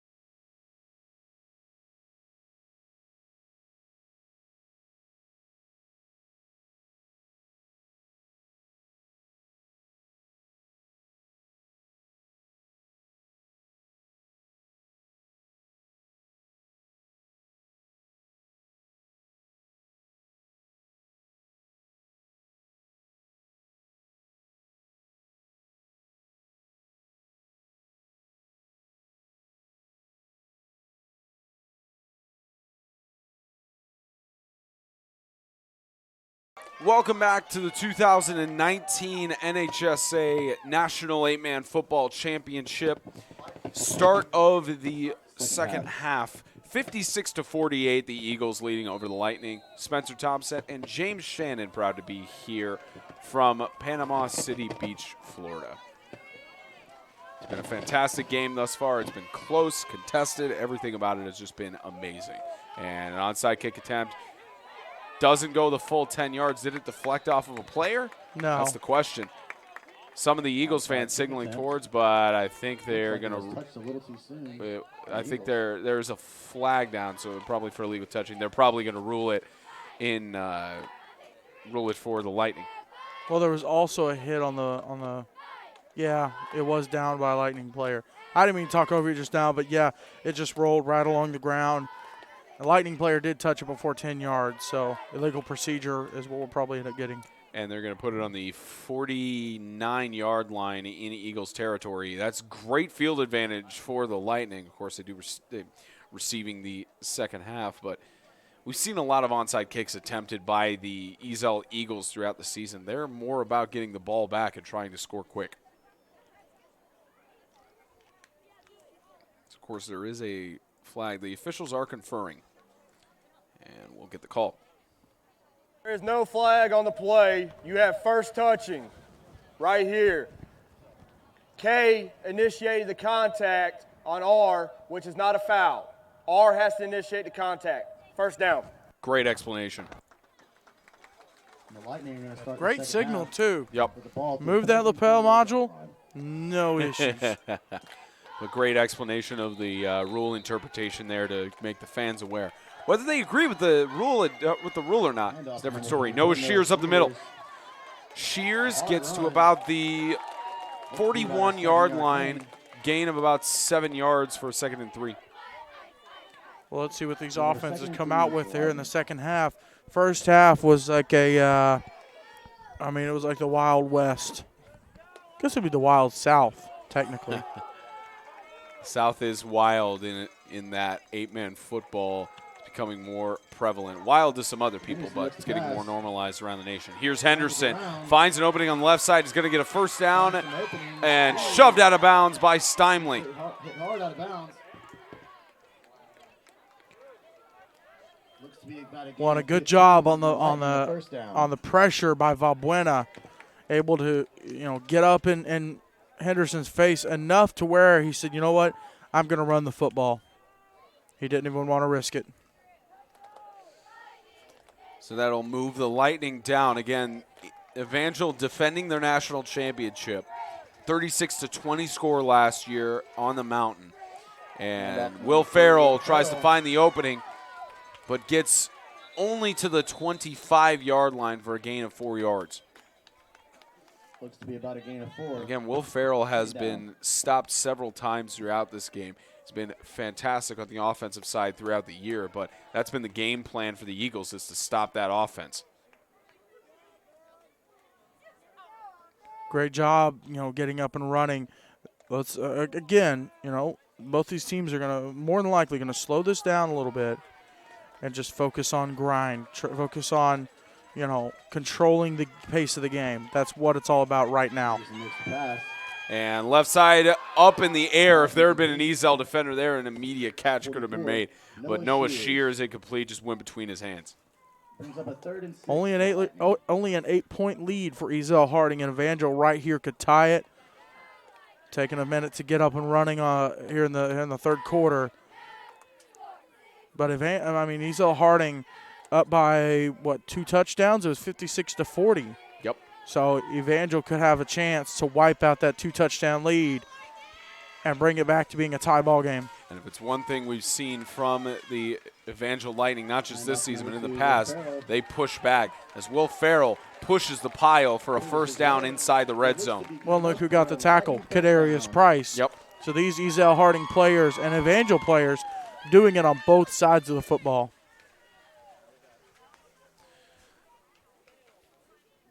Kadarius Price had a decent year on the defensive side. Of course, everyone knows Kadarius for his skills on the offensive side of the ball, but you look at his statistics. and look at the defense, Price's had a decent amount of tackles, and had some decent stats there. Henderson going up the middle. 3-yard gain for 2nd and 7. Good hard run, and on the front side of the play, you saw him kind of directing traffic for some of these players that might not completely understand what their positioning needs to be. He's a leader, not just in gameplay, but in preparation and prior to the play, setting everything up for success. For those interested in the stats from Kadarius Price on defense, he's played 10 games, total of 6 tackles, 2 interceptions for the running back, and 1 fumble recovery. At least coming into today. As a rush to the right, Tyler Henderson staying on his feet, touchdown! And that's going to be a touchdown for the Lightning. Tyler Henderson is a grown man, and that little Ezell-Harding defender was not going to bring him to the ground in any way, shape, or form. Take it to the bank. And you just see the replayer. Henderson didn't like what he saw. Receivers covered and tried to get through, and just Noah Preston, the freshman, couldn't get to him. And this 2-point conversion, very crucial. Even though it's the start of the 4th quarter, very crucial. Henderson is going to take the quarterback, keep quick toss, incomplete. Oh, man, he went for the jump pass. He intended that for Will Ferrell. It's a 2-point lead still for Ezell, so they can breathe a little bit, but as you can see here, Henderson showing up in the national championship.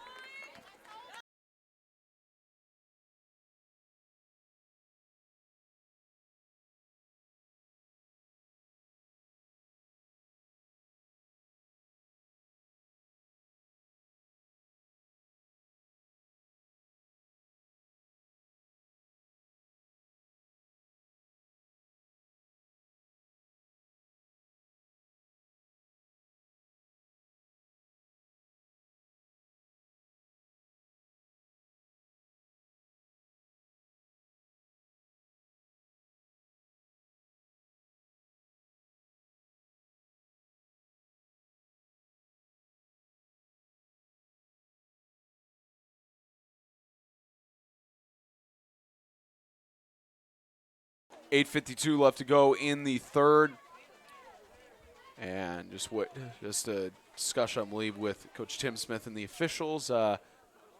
Sprinklers are on again. Looks like they're on. Yep. I think we got him.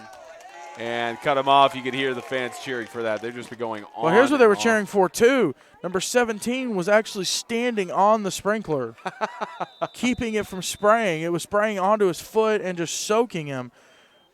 I mean, in every way, shape, or form, these teammates are laying out for each other. Catch by K.J. Stockard. Going through the middle, K.J. Stockard brought down at the 42-yard line. But, you know, all the players got to spend time here in Florida. You know, that's not the type of time they wanted in the water. No, not at all. Speaking of time in the water, got to love the story about a couple of these Evangel football players. One of them was Noah Shears. I'm trying to remember the name of the other young man. But on Sunday morning, went up to their head coach, Mr. Tim Smith, and said, hey, pretty cool situation. We're here at the beach, here at the ocean, and we want to lock in our profession of faith. And so both of them baptized in the ocean. I was baptized in a creek, or actually, no, in a lake. That was pretty cold, but hey, get baptized in the ocean. That's kind of bucket list, honestly.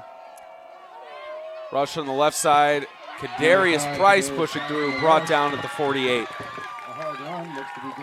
Gain of about 6 yards. 2nd down for the Eagles.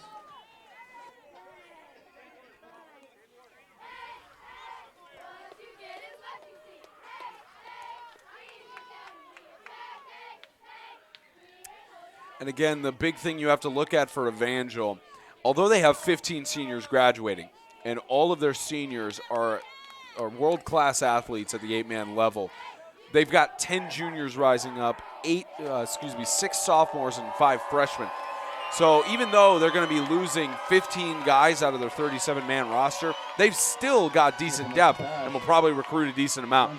As Griffin Goes to the right side, being chased down by Noah Shears. A tackle can't be made. Griffin finally brought down by Shears and Gothard for the first down to move the chains. Well, and it's tough for Griffin, too. He was rolling out to his right, but as a left-handed quarterback, that would have been an insanely tough throw across his body. And so he just tucks it and says, hey, I'm going to pick up the first down myself.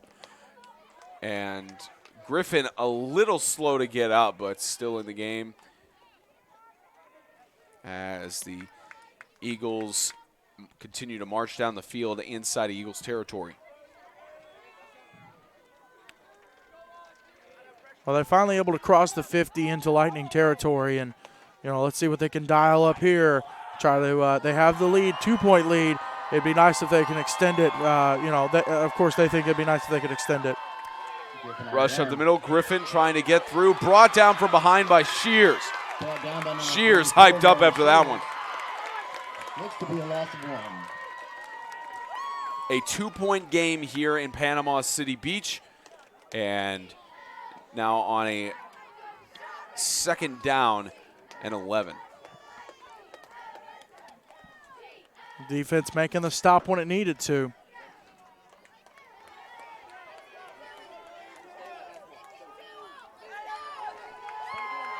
Second and 11.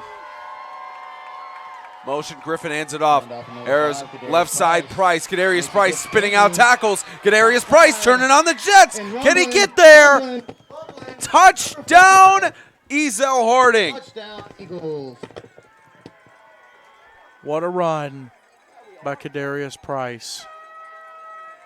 It's faint, A young but you man can, with the speed and the power to make it happen.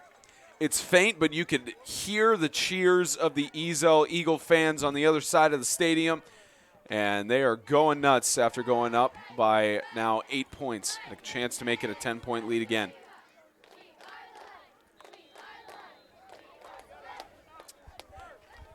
Looks like during the break we're going to have to look up what the highest scoring game we broadcasted is. Have to pull that game up and see how close we are. Well, I think it would probably end up being. Hand off to number 8. As I think Jamari Liddell gets the 2-point conversion. I think it would end up being Tennessee Heat Bowling Green Christian earlier in the year, Spence. 64, Lightning 54. I believe that was 84 to 54, something like that. But see the replay here, and a 10-point lead.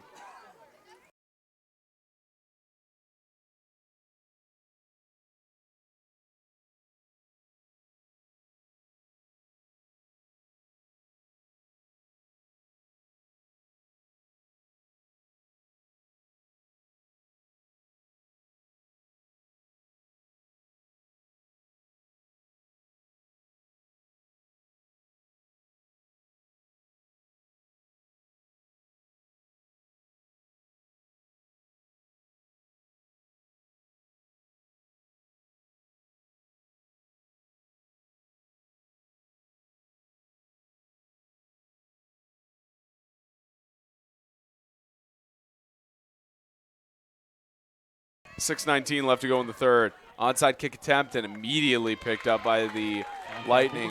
Neither team is giving in to these onside kick attempts, at least at this point. Carson Hendon. So now 6:17. Right on the 50, and we'll see how the Lightning respond down by 10. Make sure y'all stay tuned after the game. Got your trophy presentation with our own Mr. Spencer Thompson. Trophy presentations, interview the MVP as well as the all that good victorious jazz. coach. All of that. All that and a box of chocolates. We got plenty of time to play before that. Deep toss intended for Will Ferrell. How about that catch? About a 50-yard pass and catch. Brilliant work from Tyler Henderson and Will Ferrell. I'm looking, Spencer. I'm looking. I still don't see that imaginary ladder that he just climbed to get that football. Just an incredible effort to get up and snag that. And that's the advantage that Tyler Henderson has with some of these receivers. He can put the ball up like that, and they can go get it. And again, a reason why coming into this game he almost has 2,200 passing yards Pass is incomplete, intended for Will Farrell. Farrell wanting a pass interference, but nothing doing. Just out of the reach of the young man. Second down for the Lightning. Little bit of sauce on that throw from Henderson.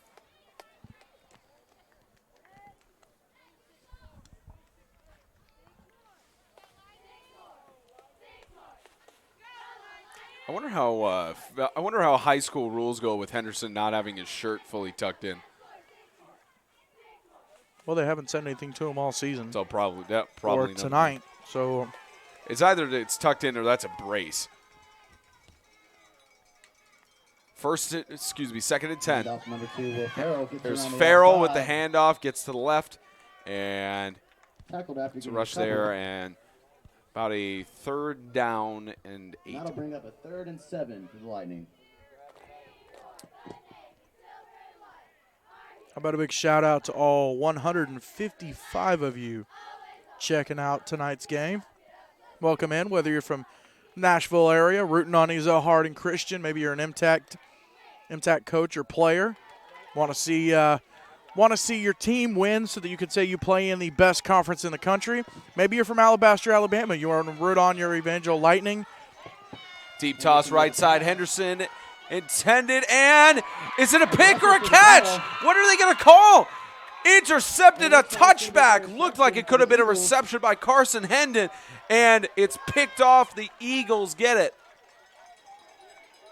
Well, he came away with the football, and sometimes the question is, well, who had possession when their butts hit the ground? And in that situation, they're going to say Liddell, who Ruling was on the field is a touchback. Giving the Eagles the ball. Good clarification from the officials there, but you see on the replay on the backside, it looked like it could have been a catch by Hendon, but it was more control for Ezell-Harding. Trying to catch the player's number on here, and that was a great interception by, looked like Derek Griffin. Well, again, Liddell went down with an injury earlier in this game. He's back and picking the ball off.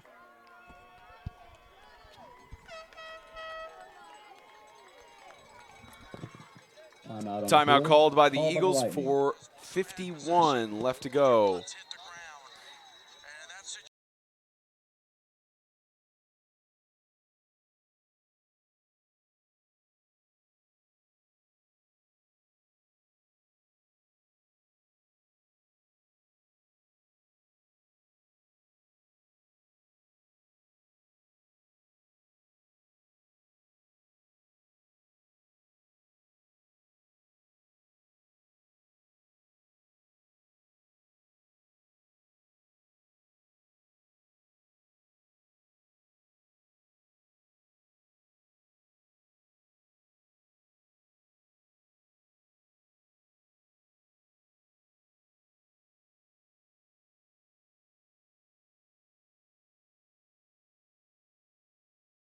.451 left to go in the third.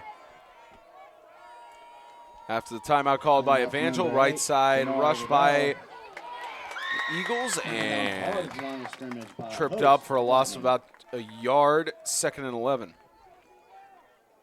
Second down for the Eagles. It's been a closely contested game all throughout, and for it to be only within 10 points, again, their first matchup between each other. For, of course, Ezell-Harding, it was a loss 82-55 on the road. A lot of factors went into that as well for why that loss. Of course, the mercy rule was maybe running for 2 minutes combined total in the game because Ezell kept coming back and scoring. But you have to think, was it the travel that really made them lose that game? It had to be a factor, Spencer. You got to wonder at this point. As Griffin up the middle, left side, wrapped down and brought down by Jet Lodge. Brock Lesnar would be proud of that suplex. Brings up a 3rd and 8 for the Eagles. You have a lot of pride in that one. It's now 3rd down and 7. I mean, we've seen athletes all day today. Yogi Barker, Jaden Hermina, which it was great to talk to him after the game, by the way. Shout out. Gleaton from the Pack Panthers, Taylor, just guys all over the place, just some phenomenal players. But the difference is these two teams have playmakers all over the field. And trying to tell if it's another timeout call by Ezell-Harding. Timeout. Do like a timeout on the field. Called by the Eagles. Timeout called by the Eagles with 3:14 left to go in the third. And, you know, you look at that first matchup, James, between these two teams. Of course, it was 82-55. Already mentioned, you know, the travel coming into a factor. But another big change with that, of course, is both of these teams won their conference championships in between September 6th and today. And both of these teams have had a lot of time to improve what went wrong in that game. Well, and not just that, but they had a chance to watch each other on Saturday too, and they've watched each other throughout the season. So they've had an opportunity to see each other in action and to adjust accordingly. And right now, Ezell leading by 10 over the defending national champions.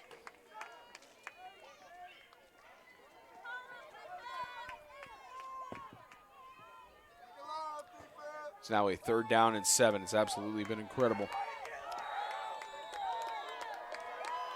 Just over 15 minutes left fully in this game. And now a 3rd down and 7 as Griffin holds it. Shovel pass to Price. And that Evangel defense is not having any of that. There is a flag, though. Not sure if it's a late hit or something like that, but we do have dirty laundry on the field.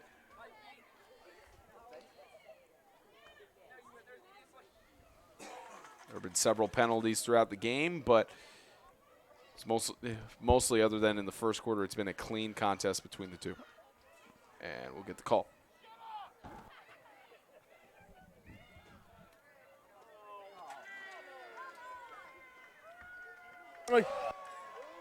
So didn't catch it too much on there, but it looks like illegal contact to the helmet and neck area. So moving it forward, a 1st down for the Eagles. A massive shout out to all 170 of you. I mean, my mind is literally blown. Huge, massive shout out to every single one of you watching this game. Do feel like it's necessary to address any message, any comments on the live chat that we feel are inappropriate. We will delete them, and you will be addressed accordingly. Deep toss, right side. The catch is made. How about that reception by Adam Klingenberg, the sophomore? A touchdown for him in the national championship. Perfect throw on the money by Mr. Derek Griffin and the sophomore. Just incredible catch. Now a 16-point lead, 2 touchdowns, 2 two-point conversions. Absolutely beautiful throw there. Klingenberg and the cornerback just swatted and couldn't retain his balance. Make that now a 16-point lead, a chance for it to be 18, which makes it a 3-touchdown game.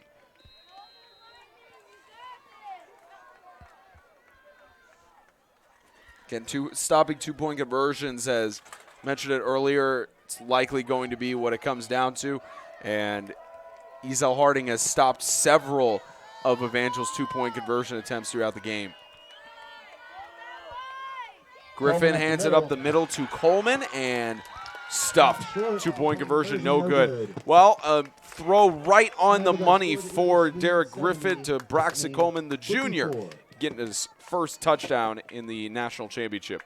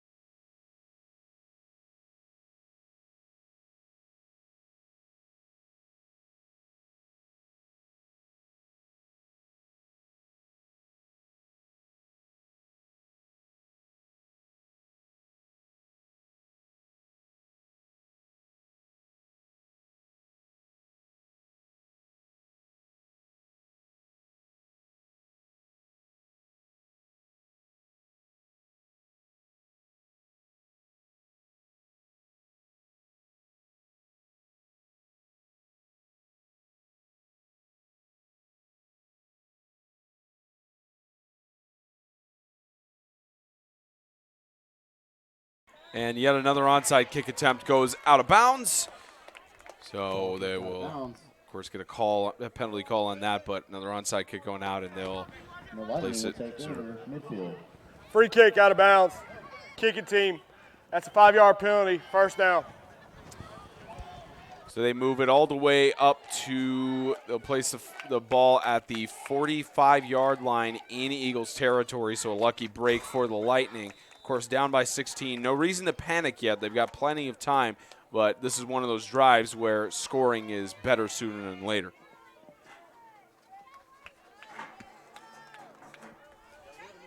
So now 2:36 left to go in the third. As Henderson scrambles. Again, that offensive line helping him out. Intercepted! Derek Griffin gets the pick. He's got wide open field on the left. He's cutting back to the right and being chased down by several Lightning players. Is he going to do it? Henderson almost brings him out, forces him out of bounds, but Derek Griffin, a huge momentum shifter for the Eagles. Him being a quarterback, he knows how to read those kind of plays. He read it perfectly and went up, snagged it, bam. And then you see the backside of this where several Lightning players chased him down and just not enough for them to keep him prior to midfield. And now at the 46-yard line, the Eagles have the chance to do some bad damage here. Well, you definitely just want to start eating clock. That's all you have to do is eat clock. 1st and 10. Ezell-Harding gives it to Kadarius Price up the middle, plows through to the 30-yard line. And now a 1st and 5. Good hard run. Listen, get to the third quarter, and then you can address the situation from there. But you've got Evangel down by 2. You have to control the game right now. So now on a 2nd and 5.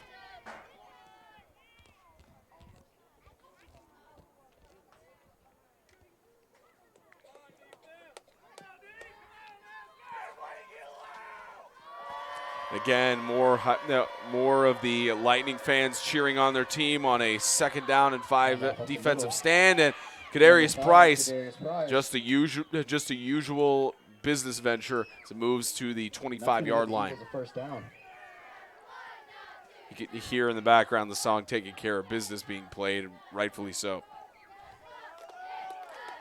Again, another shout out to all of you watching from the Middle Tennessee area. Maybe you're watching in Alabama, you're in the conference that Evangel's in, and you want to play in the conference that has the 2-time national champions. Friends, family watching, anybody across the South just wants to watch a great football game. Kadarius Price giving the ball again, pushing through. Brought down inside the red zone at about the 17. It's just 3 yards short of the 1st down. And about 47 seconds left in the third.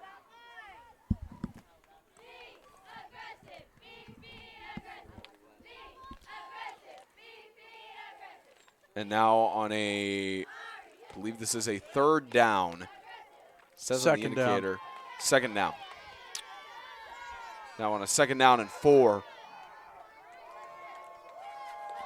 Evangel hoping to be the first NHSA team to win back-to-back championships. It's Kadarius Price, right side, cutting across. Price, 1st and goal at about the 3-yard line as the clock continues to run. And that's going to give the Eagles a 1st and goal. They do stop it to spot the ball. Maybe one more play before the end of the third. The 4-yard line. And nope, they're going to go to they're going to go to the 4th.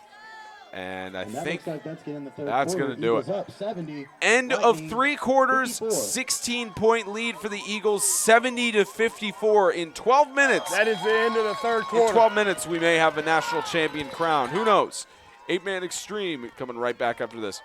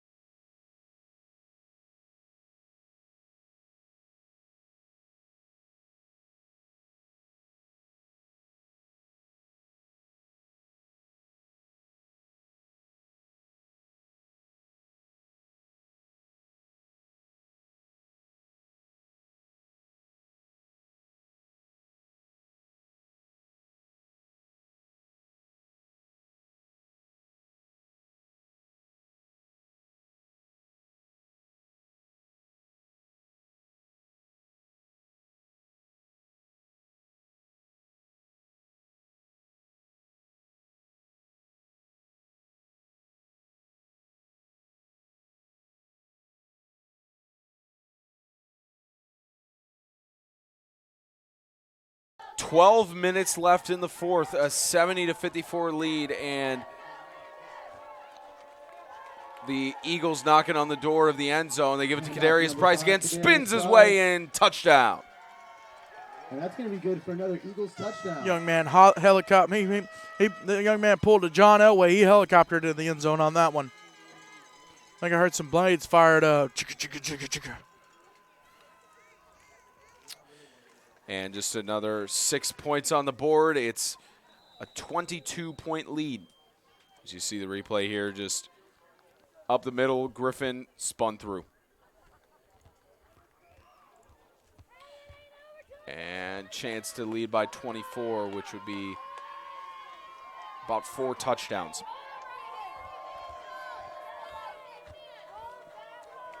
Fake handoff, Griffin towards the end zone. 2-point conversion is good. Number 2, Derek As you see again, Derek Griffin spins his way in, 78-54, with still about 12 minutes left in the fourth.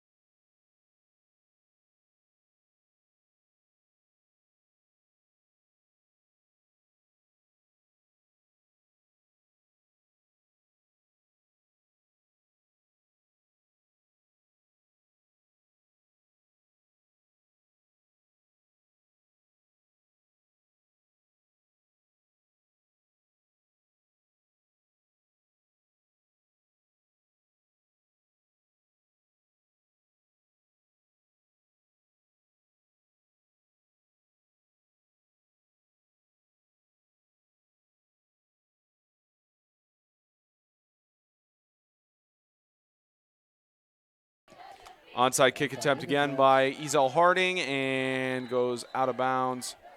But it looks like it was maybe a flag there. Looking to see if it was deflected off of one of the Evangel players. Doesn't look like it.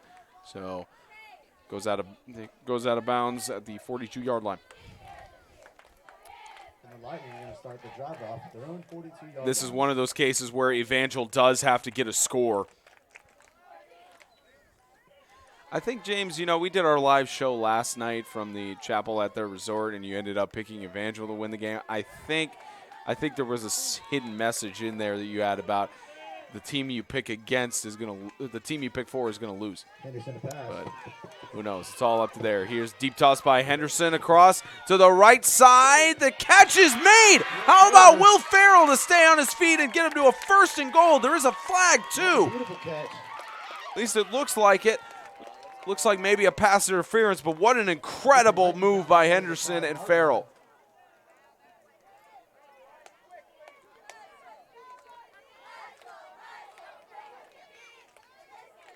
Waiting to see if we get a penalty call here. And you see Henderson with a deep shot to the right side, and just incredible catch by Farrell. Unbelievable.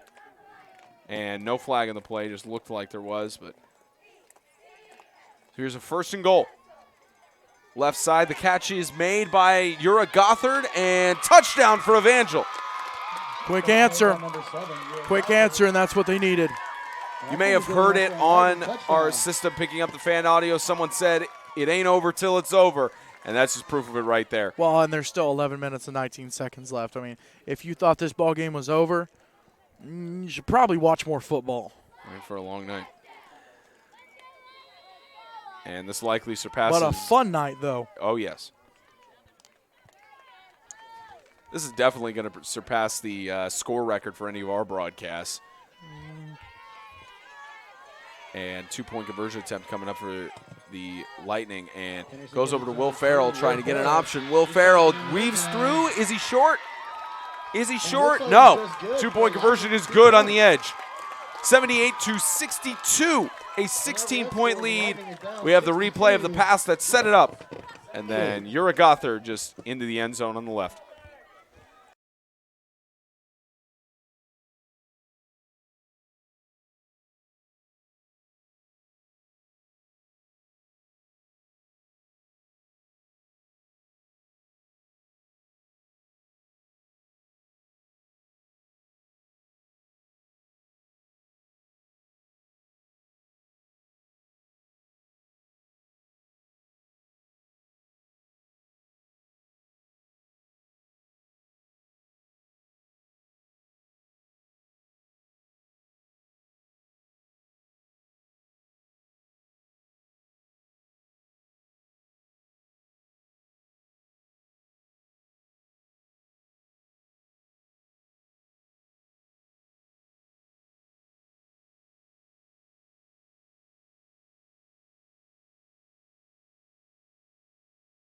We have seen more kickoffs in this game than we've ever seen.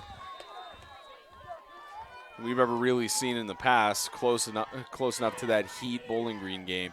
And Derek Griffin gets the onside kick recovery, and the Eagles go back to work on offense on the 50. Well, even if it's their quarterback, you see what Ezell-Harding has done with the potential for onside kicks. They put their hands team, the guys that have their hands on the ball the most during the games, put them right up front. Now, you put one guy deep, but you put those guys right up front.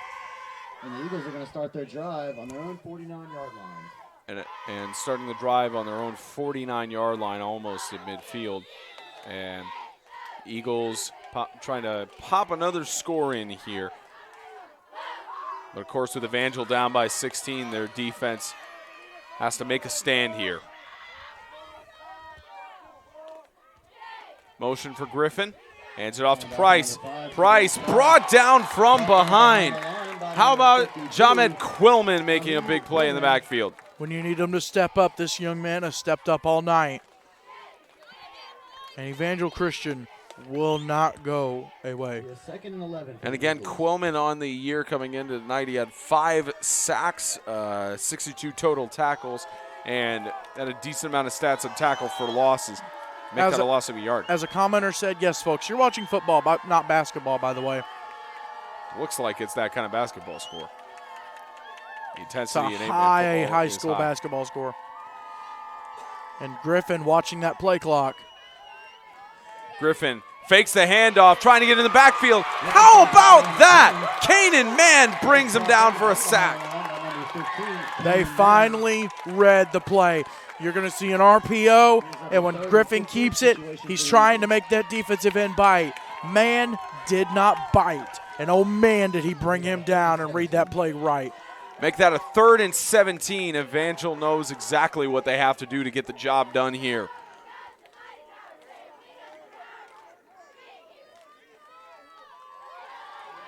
Ezell-Harding. Tough hill for them to climb to get the first down. We'll see if Griffin can get a pass off here.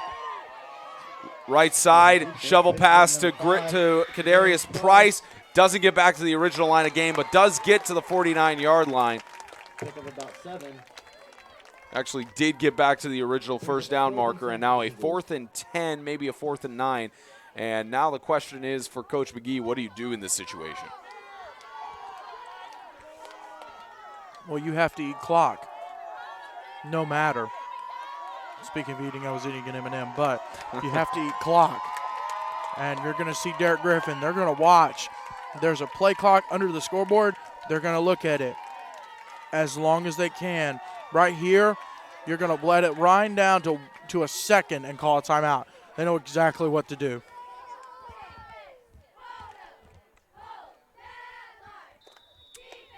And there's a flag. They're going to take the delay of game. Looks like they're taking it here. And they'll move back it back. It up 5 yards and punt it. Delay game. Offense, number 2. 5-yard penalty, 4th down. One of the few times you see in high school football where they actually call the numbers on the penalties, but of course with the national championship. No, they're going to go for it. No, they're going to quick kick it, Spence.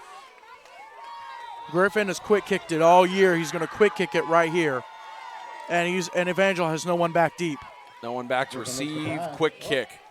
And that one goes deep to about the 20-10. That'll bounce all the way to the 3-yard line. And Evangel's offense back to work. We'll see if Tyler Henderson can start to orchestrate an amazing comeback in his senior year. Take over in hopes to score a touchdown in the 4th quarter of this close game. Derek Griffin could go to the next level as a punter because that was an incredible just a quick kick on the run. I mean, it was a soccer-style kick, but just a great kick on the run. If he did, and here's the thing, he can throw the ball and he can run it. So if a team wants to fake it, he's still an athlete. Because guess what? Kickers are people too. For the brand, boys. 1st and 10. Henderson, quick toss on the right. There goes Will Farrell. Will Farrell cuts back in, weaving through the defense again. Will Farrell avoiding all tackles. Oh, my goodness. Will Farrell a catch at the line of scrimmage, and a 95-yard touchdown. And no flags on the play, Spencer. And holding a block in the back would have absolutely killed that run right there. No laundry, a clean run and clean execution by the Lightning. 2-point conversion, they're back within a touchdown. Absolutely incredible. 10-point game, and now it's a chance to make it an 8-point game.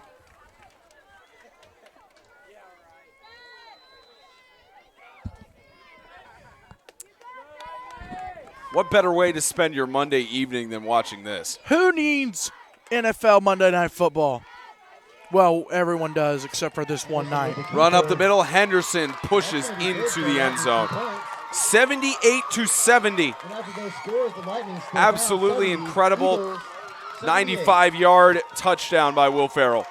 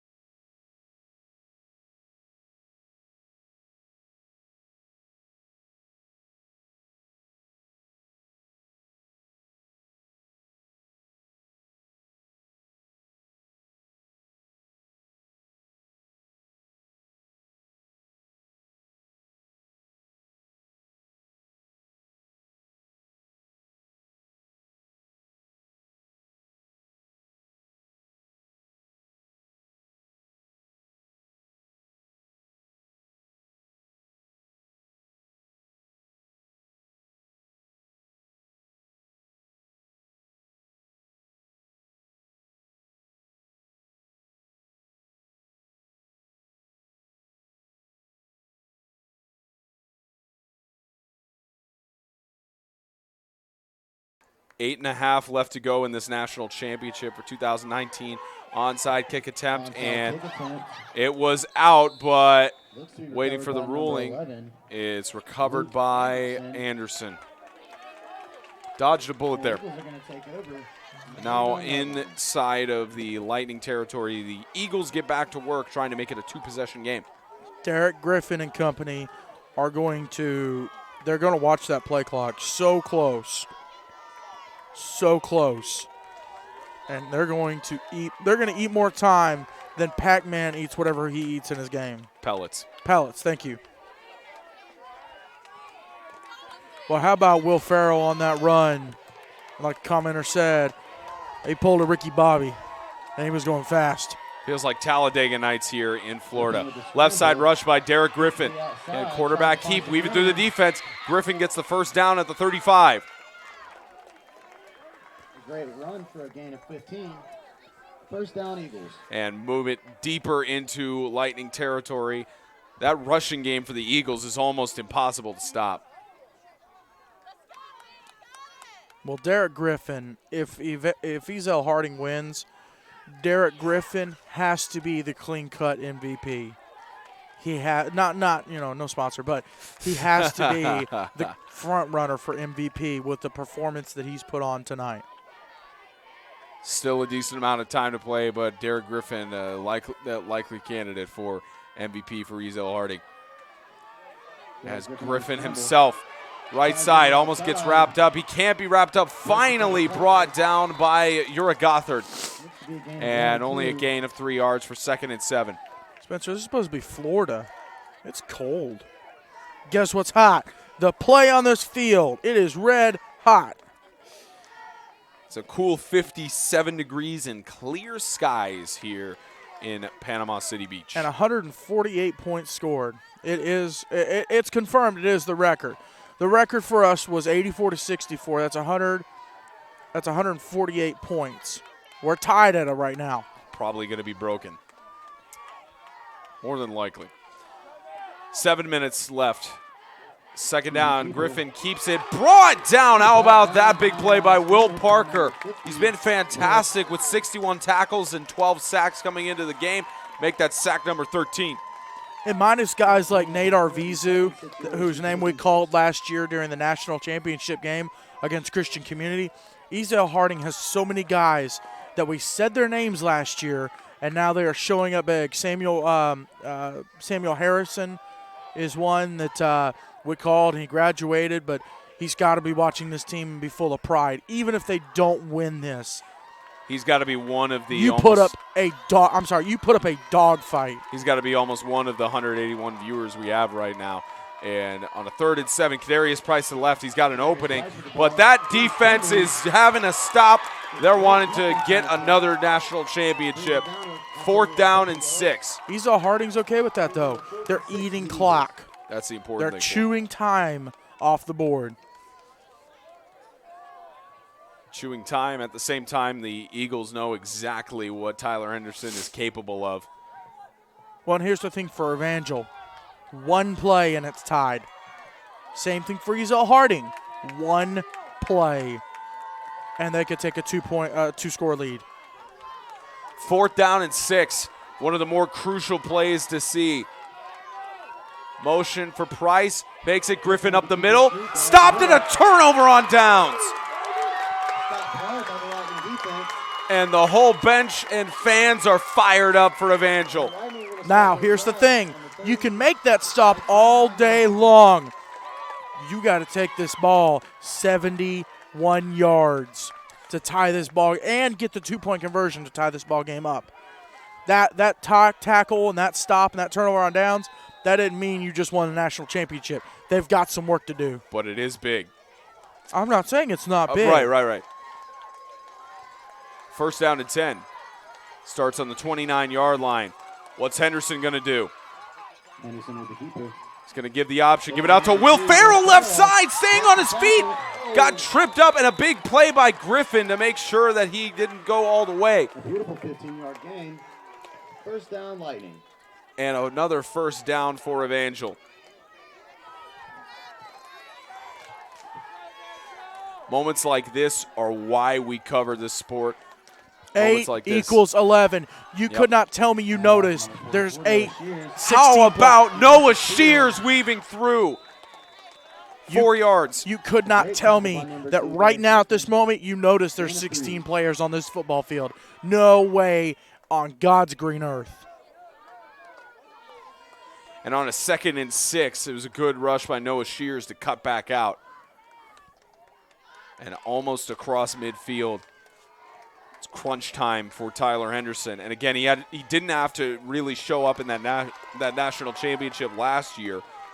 No, it was a run game primarily, and now he's showing up in his senior year. Henderson scrambles. He's going to keep it.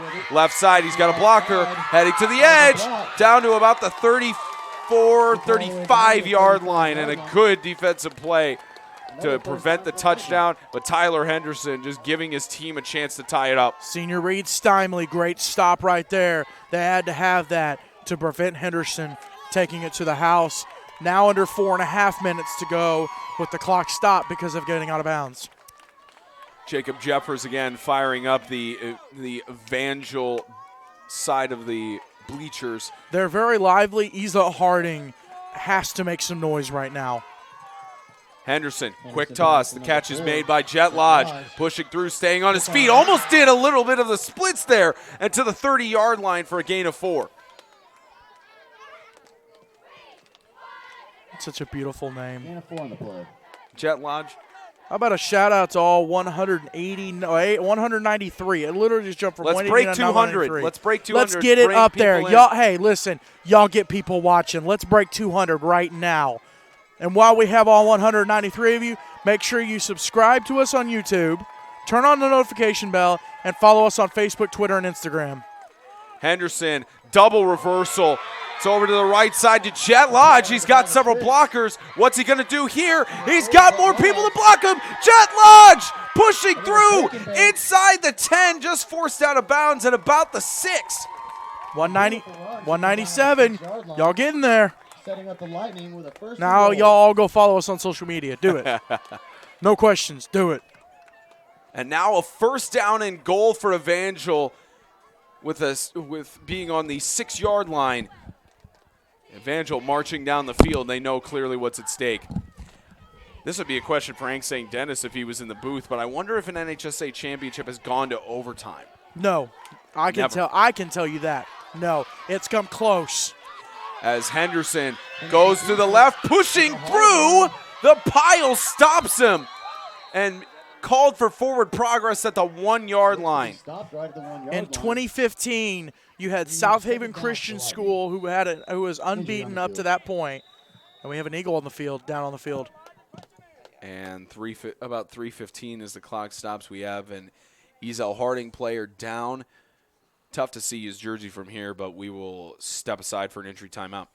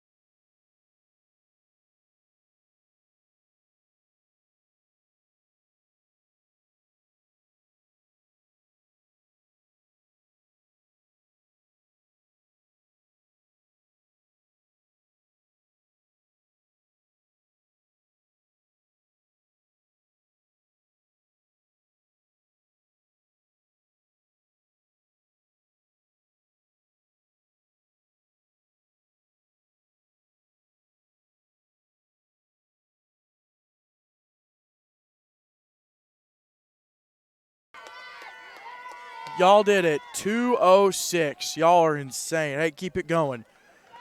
Just to give a little context, and As Jet not Lodge sure hypes him up.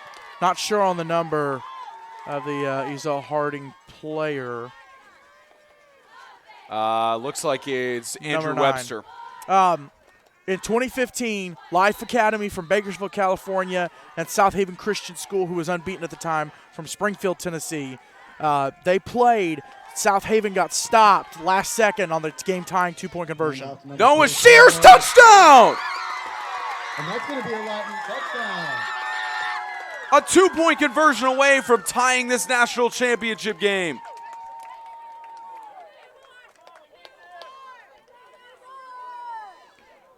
So we were so close to an overtime just 4 years ago. 2016, Sacred Heart of Jesus High School And the Lightning look to tie this game won up the with a two-point title conversion. with a last-second touchdown and game-winning two-point conversion. Henderson with That's the what we two. might see here. Henderson All in, right. it's tied. And that's good. 78 after being down 16. And the coaching staff and the Lightning are fired up. As you can see, the touchdown here, exactly 3 minutes left to go.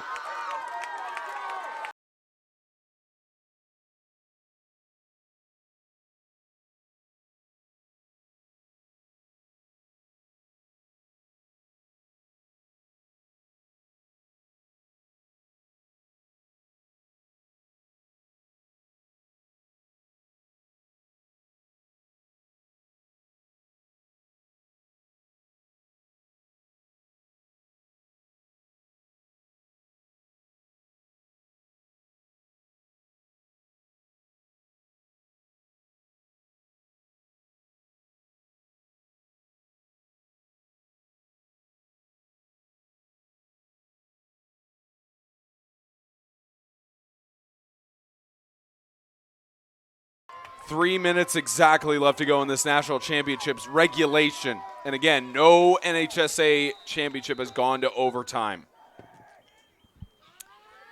And it's going to be a high up kick, fair catch ruled. And that's Logan Davidson with great awareness to call it. So now at the 44-yard line, Ezell-Harding trying to work for it and get another touchdown. Looking right there near the football, Kadarius Price. He just looked at the scoreboard, little self-evaluation.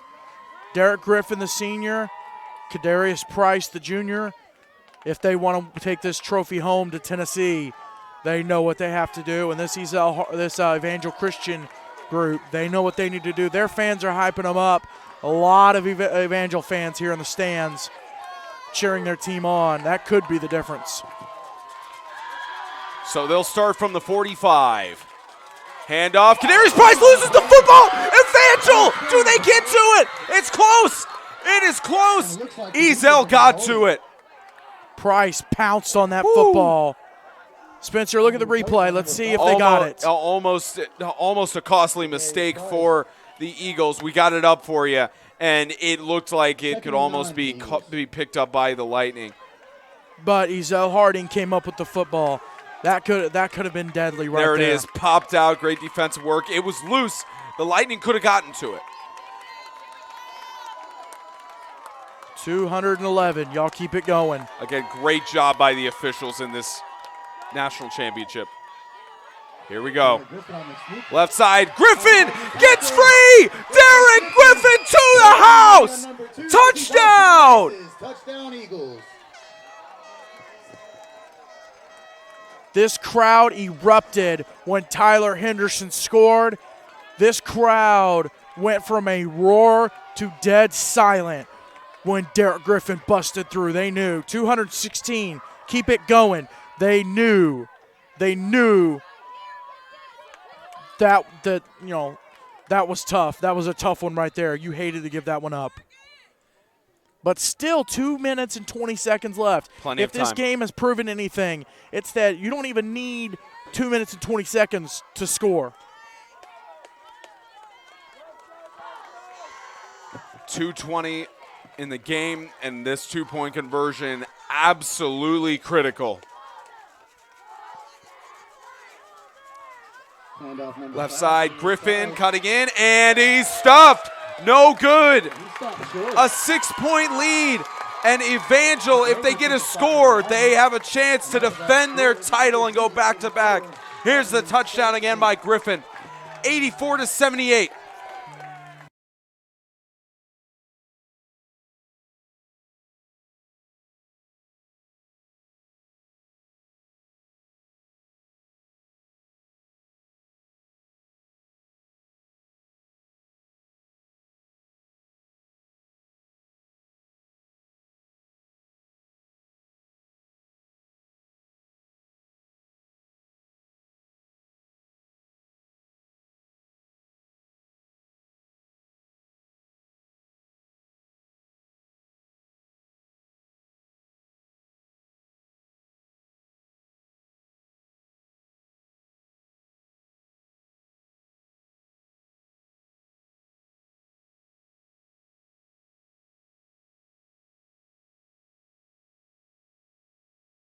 .220 left to go in regulation.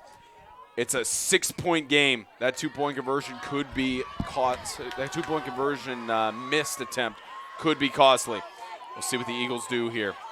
Is it an onside kick? Yep. Low and picked up.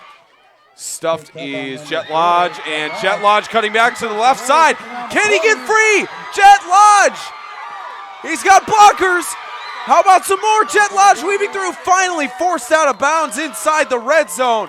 But you've got the Evangel sideline, everyone in Evangel getting hyped up. Well worth the drive. Listen, you fans are insane. We got to 232 viewers. Guess what? I'm going to throw the challenge out. 300. We got 2 minutes left in this ball game, possible overtime. Get it to 300. Y'all do your thing. What an incredible return. 207 as it's on the 19-yard line for the Lightning just inside the red zone. Just an insane effort by Jet Lodge. You said it. Originally, he was bottled up. He was shut down. Bounces to the outside, and he's gone. A 6-point game. A touchdown ties it up. 2-point conversion gives the lead to Evangel. What will Tyler Henderson do? He'll hand it off to Will Farrell. Pushing up the middle. Will Farrell gets a gain of about 2-3 yards. The ball ruled down. 2nd and 7. If you're Evangel, you want to take your time here. You don't want to take too much, but take your time. You have to score, though. If you're going to do this, you have to. And especially if you can get the touchdown at 2-point and be up by 2. Let's say Ezell-Harding gets the ball back with 20 seconds. Now, that's enough time, but it's a very rushed amount of time.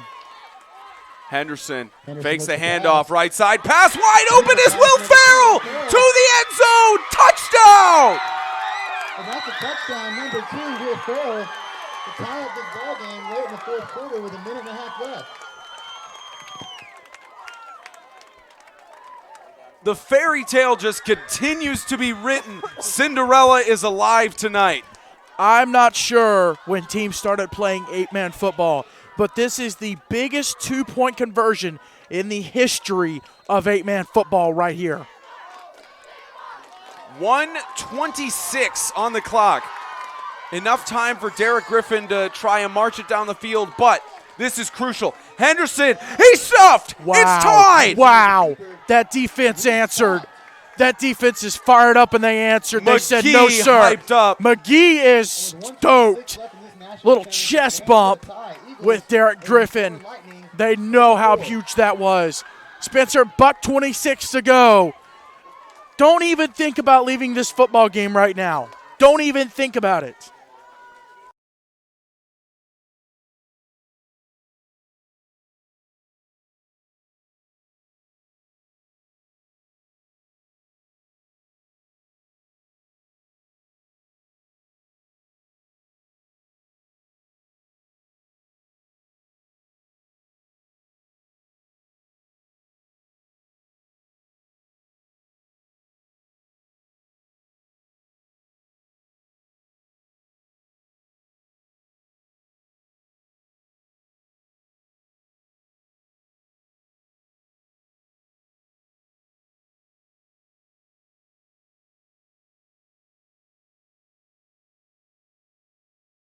Here's the kickoff. High and fair catch ruled by Noah Preston and goes down to the 20-yard line. So Ezell-Harding has enough time to march down the field and try to get a game-winning touchdown. But for Evangel, the defense has to hold strong. Henderson is getting him hyped up. You know what I wonder? I wonder if Tyler Henderson wants to be on defense right now. He played some defense last year. You got to wonder if the young man wants to be on the field for what is, I mean, just a massive, massive drive. Unrelated to this, but the officials have been fantastic. Just incredible. Especially in a clutch situation like this. These are the guys you want to trust. 1:26. Griffin has a chance to win it all here. Flags thrown. Dirty laundry everywhere. False start. Offense, number 55. 5-yard penalty. Replay, first down. Move back. Logan Davidson, the senior, making the jump. You got to calm your nerves down. You got to calm your nerves. This is a big situation. You cannot afford to be giving up 5 yards like you're Willy Wonka giving away chocolate. 1st and 15. This is by far the best game I can tell you that I've called out of all the sports I've done. Yeah, when we get if you ever get interviewed about what's the best game you've ever, this goes to number 1. No questions. Right now it's on number 1. Griffin, quarterback keep, left side. He's got blockers. Pulled down in the backfield. Stopped by Will Farrell. Clock continues to run, by the way. Nope, we'll get a timeout. I believe the final timeout called by Ezell-Harding. Timeout on the field. Timeout. Ezell-Harding. That's their last charge timeout of the half. So Ezell-Harding, no more chances to stop the clock. It's tied at 84.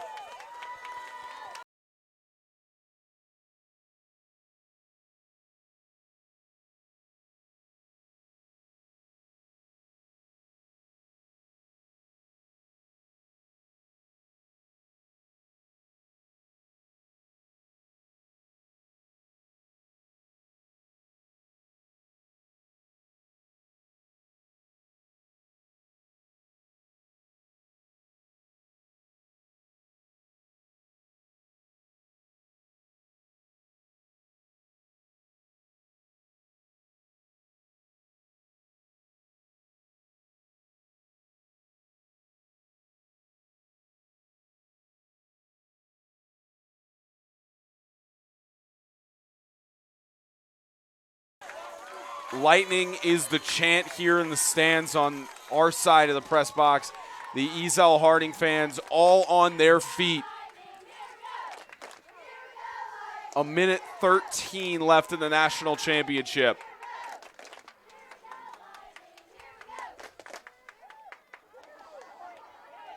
So just 73 ticks. Tyler Henderson's done his part. The ball's loose. There is a flag. Griffin was brought down in the backfield, but we do have dirty laundry on the field. Griffin recovers it. We'll get the call. Flag on the play. Look, we're hearing maybe an illegal shift. And it'll probably be declined. Illegal motion, offense. The wide receiver never got snapped before the ball was snapped. Penalty is declined, third down. Timeout. Timeout on the field. Evangel. Evangel calls a timeout as it's now a 3rd down and 14 stand. Not sure if that's their last timeout of the half. I think it's their second. I think they burned one earlier. So they will have 1 timeout remaining. Ezell-Harding has none with $1:10 to go here in the ball game. In regulation, rather. Possible we can go to overtime. And it's always nice to get extra football for your money's worth. Exactly. 1:10 left to go.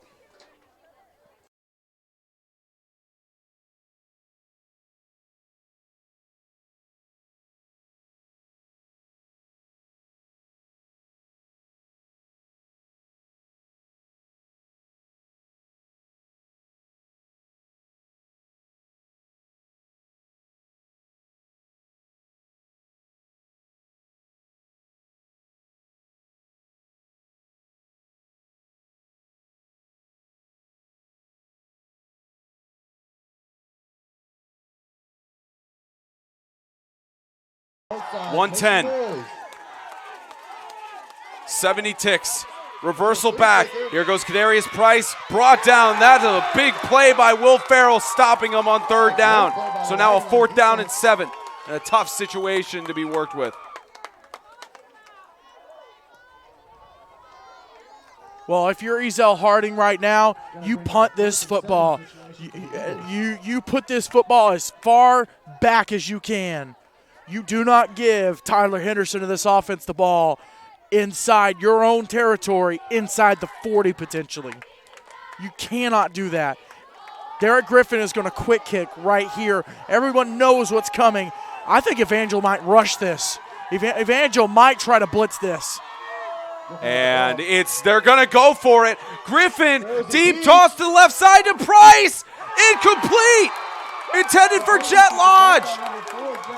60 seconds and 58 ticks of the clock left, and Evangel has it on the 34. There is a flag.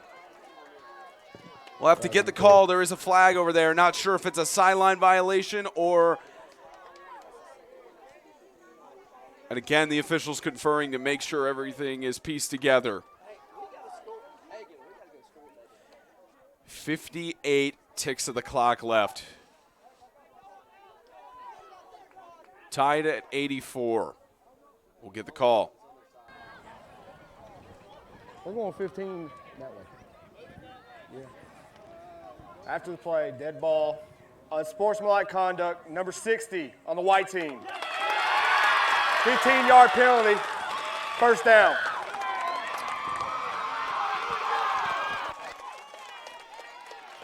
Who'd they say the number was on that? Number 60. That was called on James Hyman, a sophomore. And now on inside the red zone on the 18.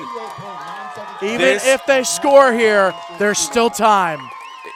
Ezell is out of timeouts, but there is still time. Evangel has a timeout. This is set up for Evangel to defend their national championship right here. On the 18. 58 seconds, motion. Henderson, left side. Jumps over, hurdles, forced out of bounds inside the 10. Great clock management and 51 ticks. And they still have a timeout. So make that actually a 9-yard game for 2nd and 1 on the 10. Has to be on the 9-yard line to get the first. 257 of y'all. Y'all are insane. Y'all are in freaking insane. Spencer Thompson and James Shannon on the call. Now go follow us on social media. What an amazing game. Hey, let's go. 2nd and 1. Henderson hands it off. It's to Will Farrell. Pushes through for the first down, and the clock continues to wind down, but they do stop it. They do resume it now. 45 seconds. Well, they picked up the first down, so they had to stop it, technically move the chains, but there's no moving the chains on a 1st and goal. They're running it down to try and win it all here. 1st and goal for the Lightning on the 6-yard line. This defense came up big on the 2-point conversion earlier. Henderson, left side, intercepted at the goal line. No flag, and the Eagles get it. 25.3 to go. It's a touchback. 22, Noah Preston. Derek Griffin gets one more shot to take this trophy to Antioch. As you see the replay here, Henderson had his man. It looked like Will Farrell could have caught it. Shoving off from both sides and no pass interference on that. Good job letting the play breathe, not flagging either one of them. It could go either way. Instead, let the game play. This NFL officials need to be watching this because if it comes down to this situation, 25 seconds, game on the line, score tied in the red zone. Look, don't ruin it with laundry. 25.3 to go. The Eagles have a chance to win it. But if the Evangel defense can hold, it'll be a tie game. Griffin looking for his options. Tries to air it out, avoids a tackle. Deep toss across the middle. It is intercepted. Jet Lodge gets the pick and 14.8. What a turn of events. He ripped the football away from the receiver. And now 14.8 seconds to go. You see on the replay, avoided the tackle there. Great spin, tossed it, and almost looked like it could have been caught by. This is a situation built for Tyler Henderson. This is backyard football. They're going to start slinging this all over the yard. There's nothing to lose right here. You don't score, you go to overtime. You score, you take the trophy to Alabaster. They were down 16 points midway in the 3rd. And movement, there will be a false start. Flag on the field. Takes 1 tick off the clock, 13 seconds. False start. Offense, number 4. 5-yard penalty. Still first down. Lodge called it that, moved back 5 yards. They were down by about 16. Set the game clock to 14 seconds. The game clock set to 14 seconds.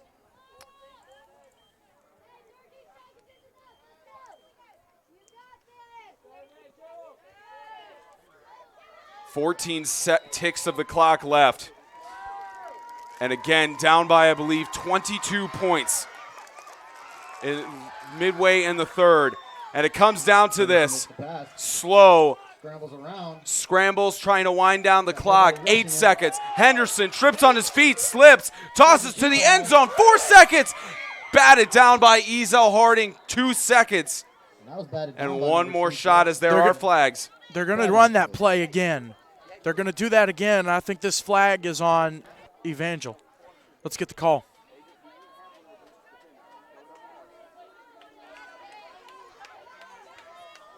And it looks like they're mentioning it to Evangel. Motioning. Ineligible receiver downfield, number 55. 5-yard penalty. Still first down. Jacob Jeffers called on that one, but 2 seconds. It's such a tough situation on plays like that. Your offensive linemen have to make sure that you do not go too far down the field. Either a heartbreaker or the first overtime game, and the last time out burned by Evangel. Timeout. So. Evangel Christian. First. That's their last charge timeout of the half. Both teams out of timeouts. 2 seconds. First overtime game in national championship NHSA history. First overtime game in 8-man extreme history. A lot of history. about to be made right here. If it goes to overtime. Well, even if it doesn't, still history here. we're either gonna have the first overtime game or we're gonna have the first back-to-back defending champions. It's absolutely incredible. 2 seconds left, and it's time to see what Evangel's going to do. Their offensive coordinator, Hagen Joyner, has been with the team. This is his 3rd year with Evangel as the offensive coordinator.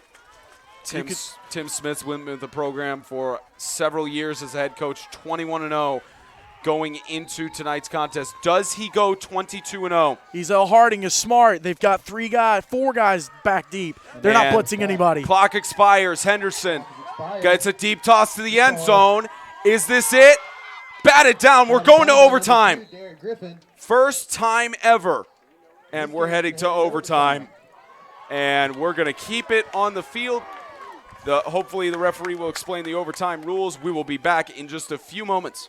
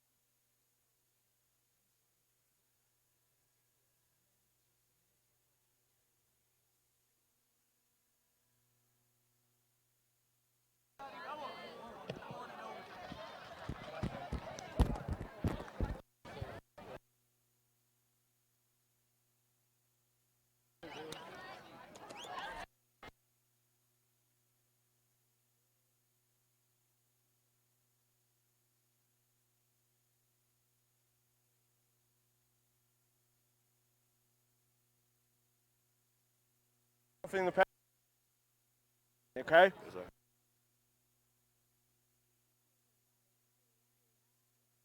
Call loud enough where he can hear it. Tails.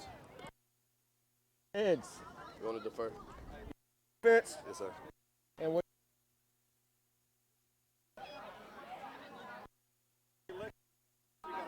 Yeah. First. Oh, we're on. Okay. Ezell-Harding.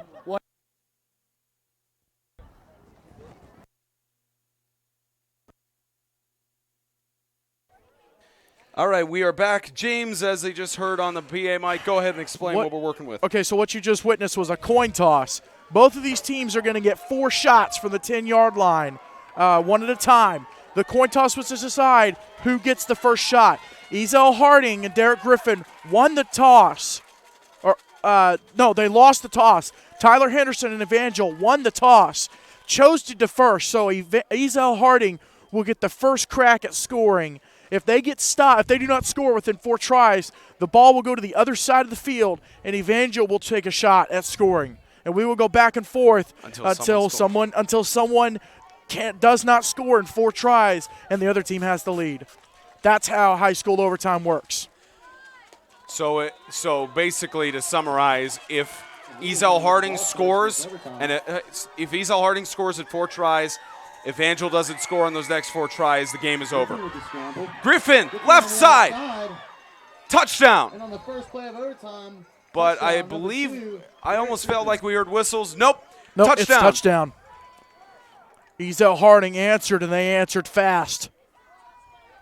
And we've got the replay for that touchdown as well. Spencer, 90-84.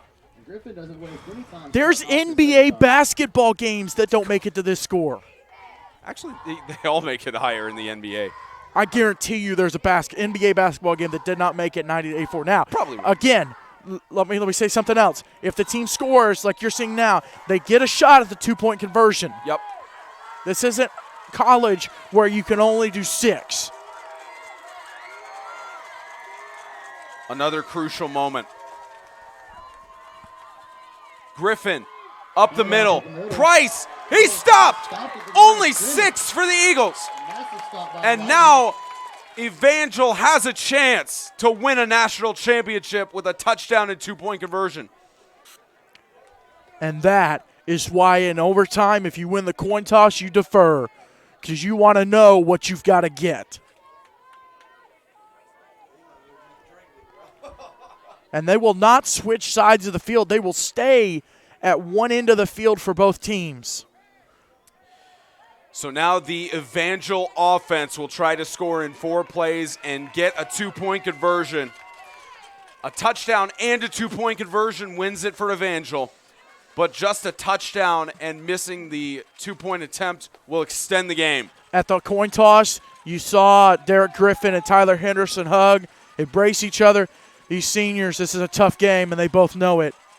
Henderson hands it off. There's Will Farrell left side trying to get through. Stuffed at the 15-yard line. Stuffed behind the line by number 2, Derek Griffin. 276 of you watching this intense game. Let's get it to 300, only 25 more. Let's go. Y'all got this. Come on. And while you're at it, go follow us on social media. I'm not going to stop plugging. Don't forget to stick around for the prize presentations.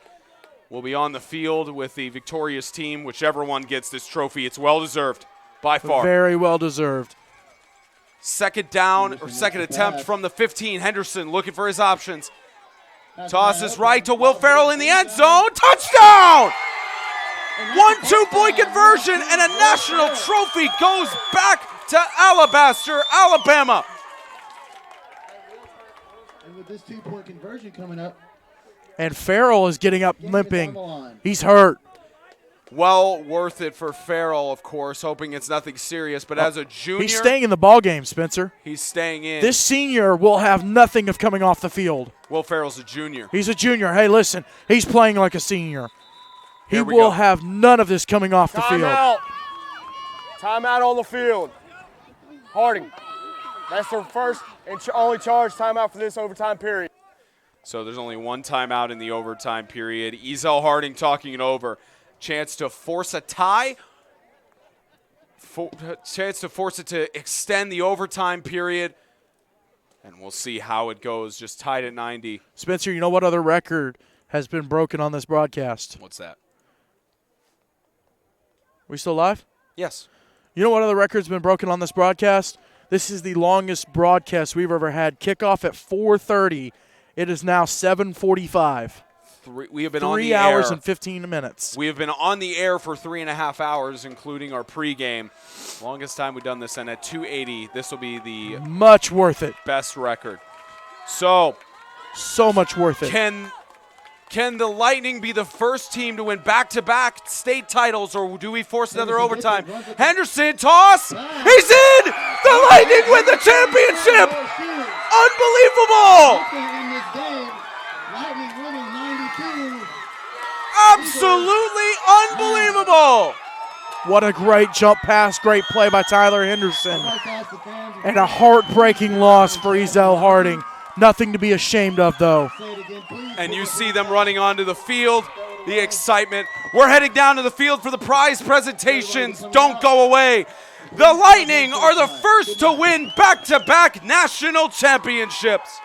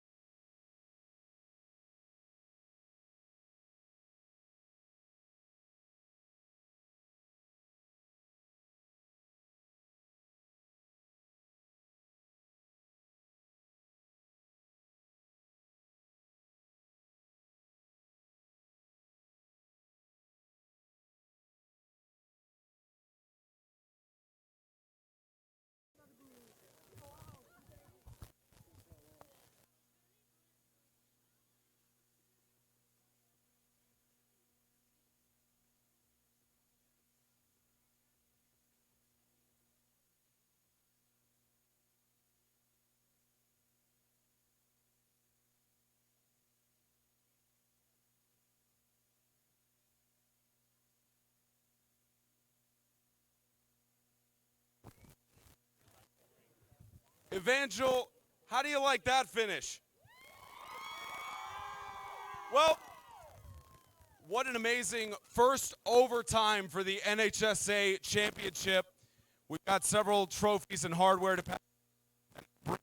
Director for the NHSA, Mr. Hank St. Dennis, to present the trophies. Thank you. Thank you, Spencer.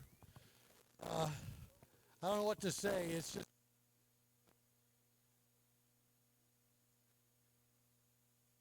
can you hear? Yeah.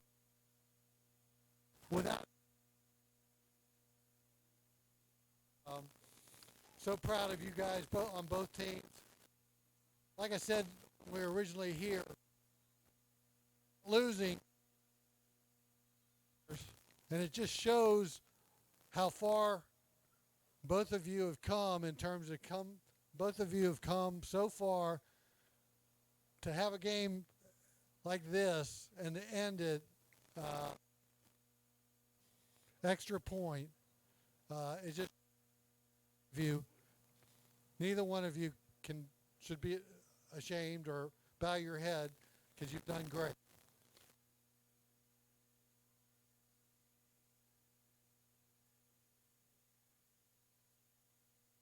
You're not losers.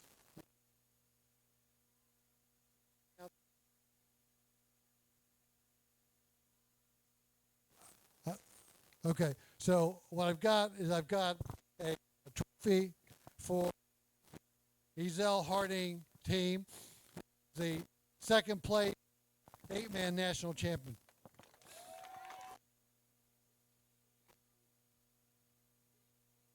Well, take your.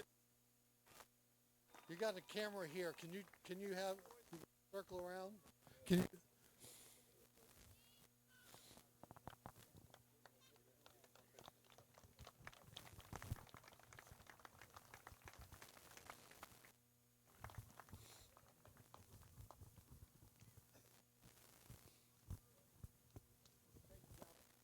Have individual trophies for the All-Star team. Number 70, Alex Valbuena.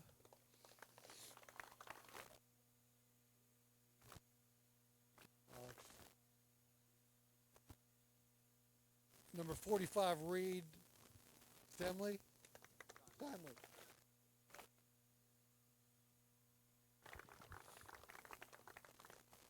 Number 9, Andrew Webster.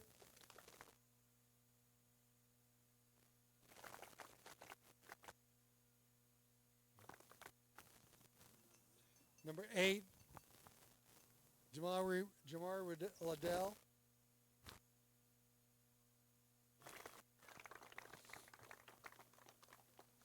Number 5, Kadarius.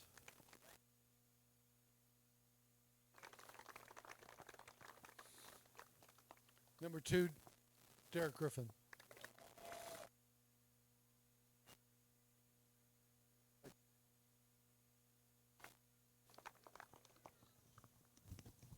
Thank you guys. Great show. You had a great season.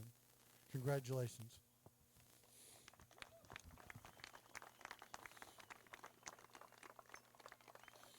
Woo.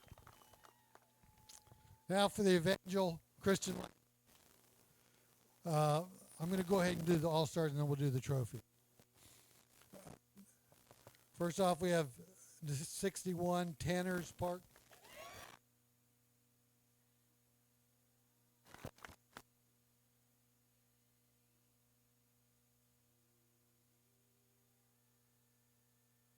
Jacob Jeffers.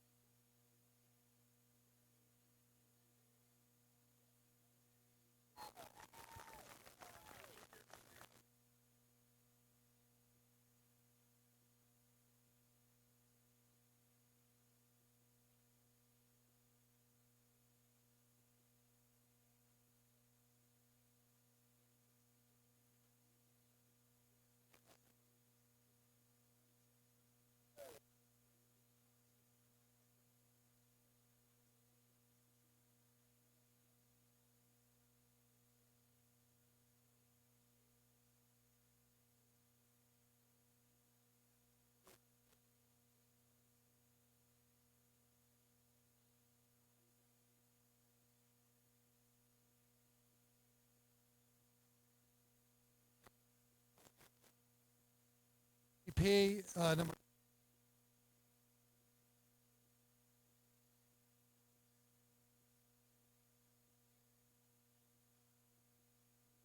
trophy, but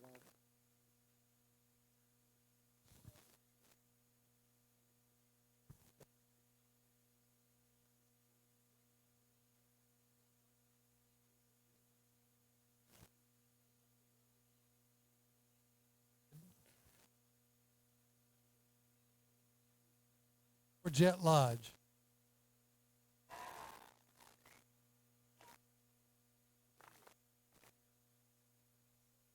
Send it to you. I got you in 9 for next time.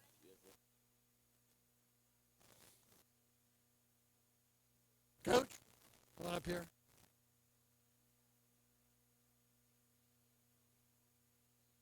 Coach.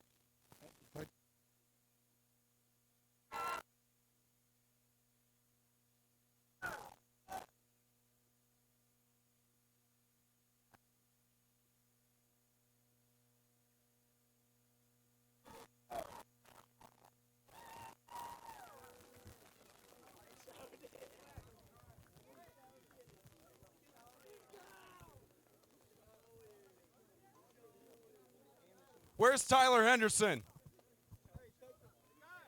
Where's Henderson? Let's hear from your MVP, Tyler Henderson. Tyler, did you know you would be coming into the game having a performance like that? I didn't. I just hope here as a team and we played our best game. How does it feel senior to go out as a national champion? MVP. That's for any other way. I love this team and I love Evangel. Thank you. Congratulations. Coach Smith.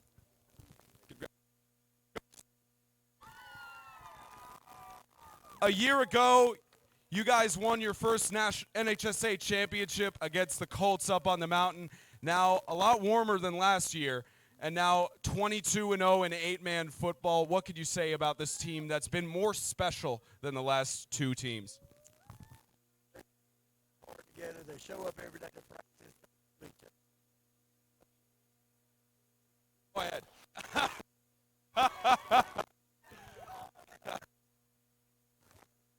At least it's warm a little bit there. You were saying? I don't know.